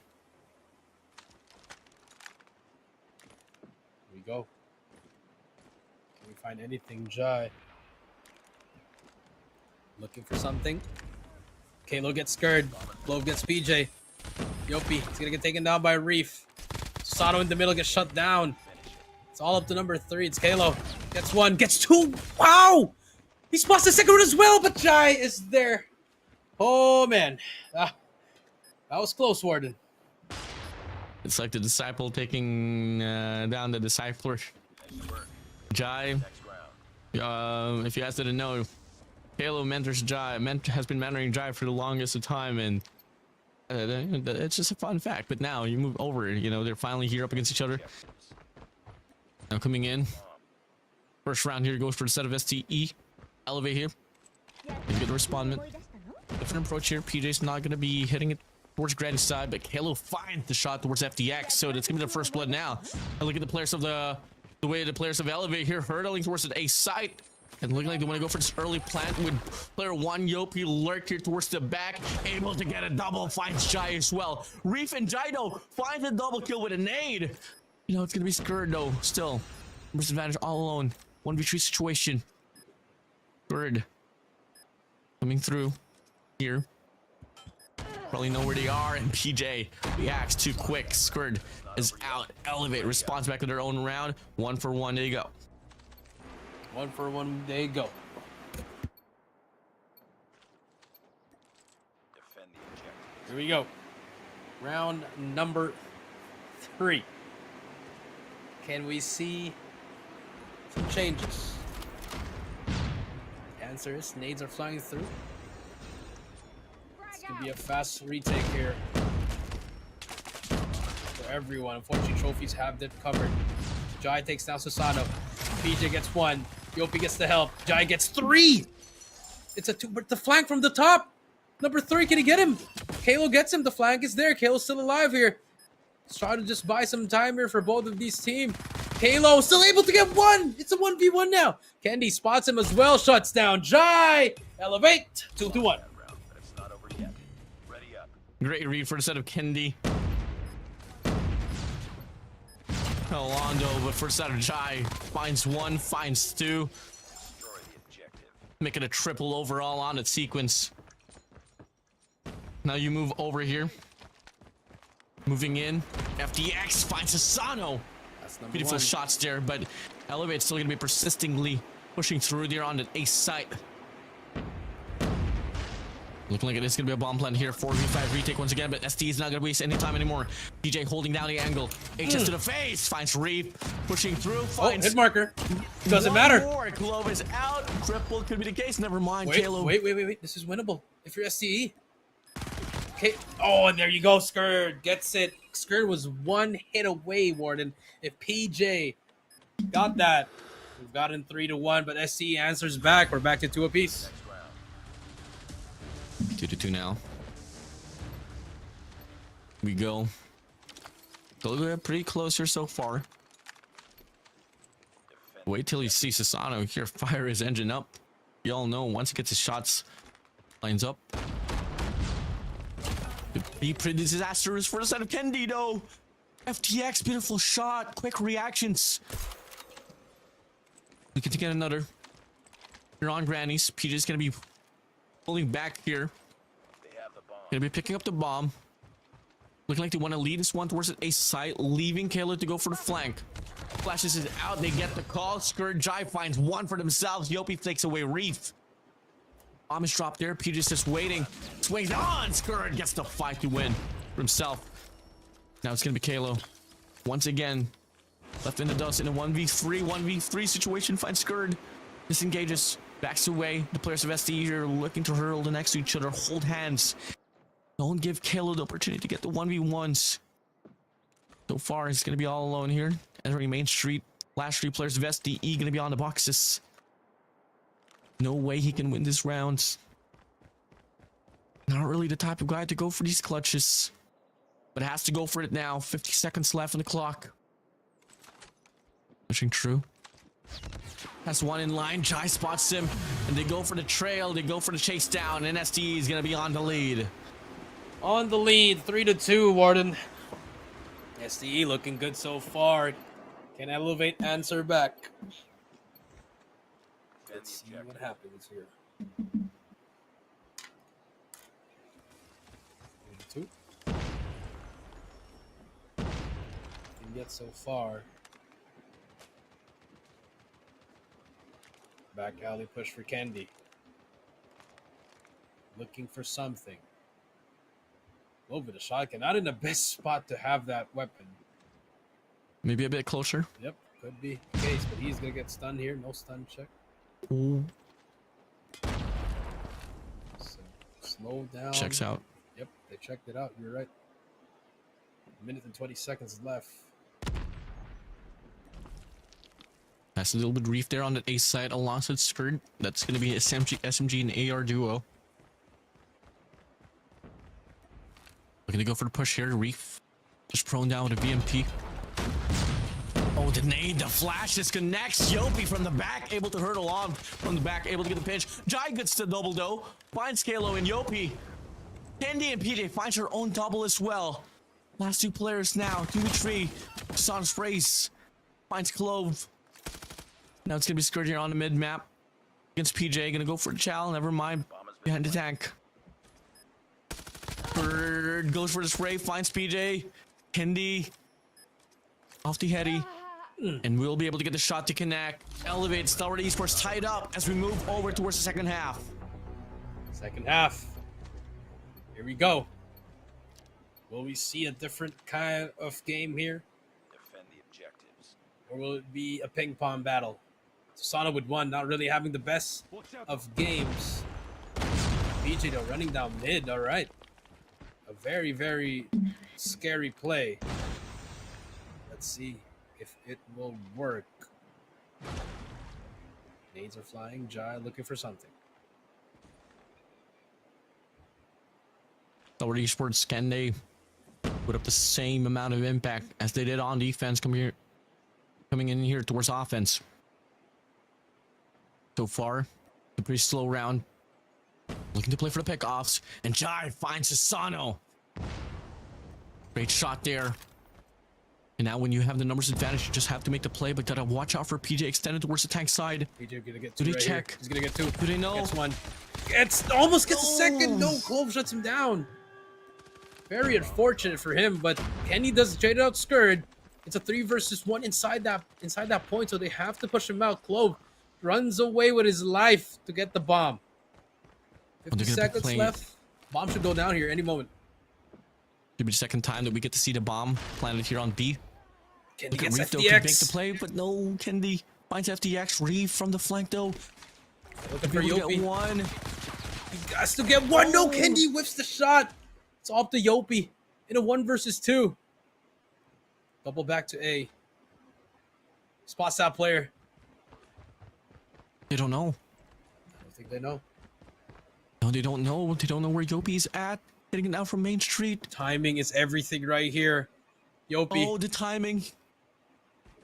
spots one. He spots the second as well. Yopi! Yopi. Lost that round. 1v2, 1v3, 1v4. It doesn't matter if it's Yop 1 Kenobi.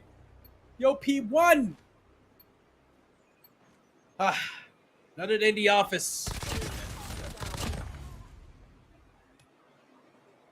Once he saw it, a player on barrels knew for a fact the next guy was there on the side itself.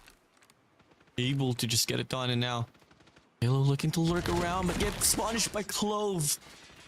Great intentions. Wasn't able to anticipate Clove there. Good intentions of bad decisions, Warden. 4 versus 5. But FDX could get punished here. Nope. Answer is no.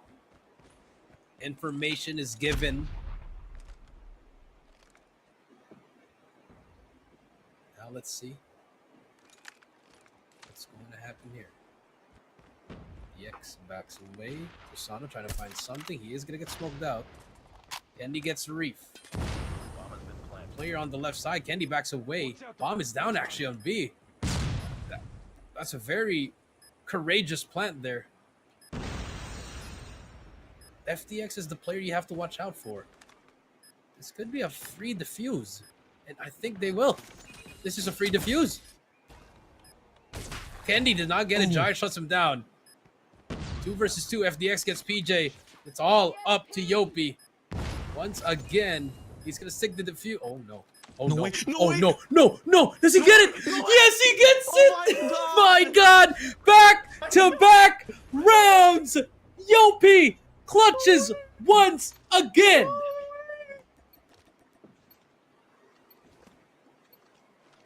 Defend the objective. Stellar Esports scratching their heads. Pros don't fake, baby. Pros don't fake. Now we hit the next round. Stellar Esports. Bomb has been Planting the bomb on the ace side. It's 5v5 retake. Sasano through the gets wall. first. He shut down the MVP of STE. That's one. Here's the push. FDX spots PJ. They're getting pinched here now. Gotta make a move if you're STE. 25 seconds though. Elevate the retake anytime. They're taking too much time here. 20 seconds. Kalo not able to get one. PJ gets one. Kendi gets one. Kendi gets traded out by Clove. 15 seconds left to go. Susano gets shut down by SKAER. It's all up to PJ in a 1 versus 2. And SKAER gets 4 in a row. Massive spray down there for the set of SKAER. Able to dodge the bullet there for the set of Elevate. They're getting that match point advantage. And now look at Stellar Esports here forming up a 5-man push on that ace side. Elevate heavy mid control. It's another free plan here for the set of STE. Can Elevate get the retake this time around though? Sub duo Yopi PJ hitting it now from the mid map. Circling all around. Shotgun to the face. Finds Jai. Might be able to get a double here once again. Susano That's swings 3 on. down. Kendi finds 2. SKAER sprays in. Can he make the play? Kalo with the nade. FPX all alone. With a sniper in hand. Oh, finds he gets one. one. Susano. He's one He's shot. contagious. He's 25 alive. seconds. You just gotta play time. Kalo shuts him down. Match point for Elevate. One more. One more to go to close it out. And it's only the group stage. Only the last day of the group stage. Of week 1. Not even We still week got 2. week 2. Here we go. the objectives. And we see the close out. 10 for SKAER, 13 for Jai. 10 for 10 for the set of Kalo and PJ. Now Elevate reinforces an ace side. Oh no, this could be a big Oh, no. trap. PJ Susano. Oh, no. PJ with a double. 2 players remaining. FTX, Jai to snipers. Jai with a nade. Finds Susano. But Bomb it's is a down. 4v2 situation. The bomb is down. Should be over. It's over. FDX. Jai gets tagged up. FDX trying to find someone. This could be it. It should be it. It should be it for Elevate. Unless the Call of Duty gods want to extend it. Will it matter? BJ. Halo. Skycam. Jai. FDX. Can they find it? This could be it. Could be it.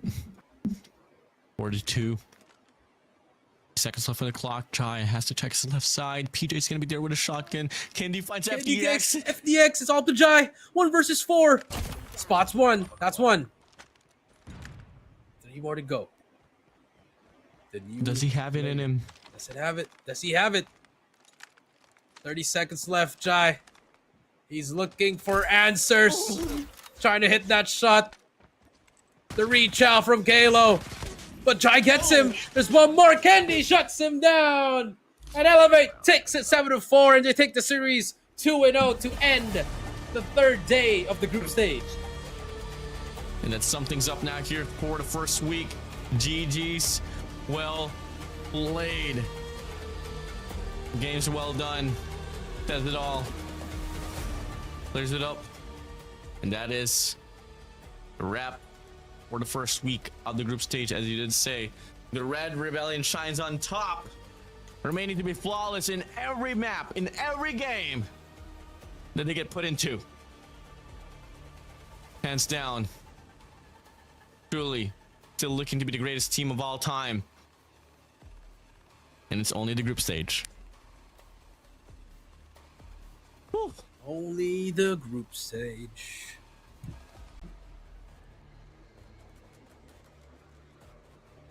Well,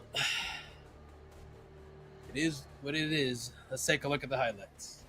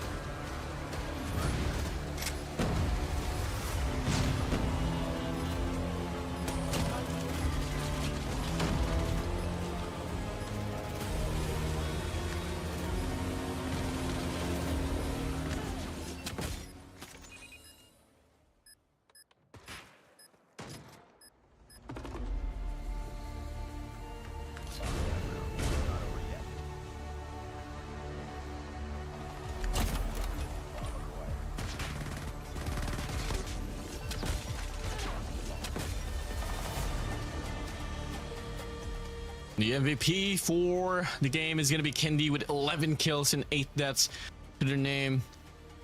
Pushing through. KDA 1.38 for them. Now moving over. It is him getting it done once again. Andy again. Getting the MVP. As Wallbank's coming through. There you have it, your MVP. Now we have to wait the head-to-head matchups. It was a pretty close fight towards the middle. At those clutches by Yopi. A 1v2 and a Ninja Diffuse. That sucked out the momentum of STA. Yeah, I mean, kill count wise, I mean, it's pretty close. 43 to 44. Scoreline pretty close, but in regards to the initial results of the game, 47. That's it all. Now you move over with the series MVP. It's gonna be PJ with 70 kills and 17 deaths. The KDA of 2.06. Wow. 70. 2.06 with Tempest. King PJ on a roll once again. Another day at the office. Yep, definitely. And now the recap here for our schedule. 1 for 2 here for set of Prestige. Stellar Esports going to be on the winning end. Carry 0-2 here. Elevate wins at 1. Clearly, TRT able to take the win against Donatos 2-0. RTL Prestige takes the loss against Scary in 0-2, and Stellar Esports takes the L as well up against Elevate 0-2. 0-2. And let's take a look at the standings here. Elevate on top with 15 points. ST with the second place. TRT with third. Thanatos with 4. Scary with 5th, and PSG with 6. And the one thing you want to look at is that 3-4-5 Warden. That could change next week. Oh yeah, I mean, Scary's still going to be there for sure. RTL Prestige, I'm not too certain how much more they can do to stay alive in this competition or even make it to the for the next stage, but hey, we'll see about it. And that sums things up for our first week of the group stage here in Garena Masters IX, Echoes of the Champions. Yes. That was a crazy 3-day weekend. Lots of predicted that we knew it was going to happen, and some upsets in a way. And then for next week, we have another 3 days of the group stage, and after that, we'll have a break, and we'll hop on to the 2-day playoffs. With that being said, I'm Jericho. He's Warden. This is Garena Masters IX, Echoes of the Champions. We'll see you guys next week. Peace out.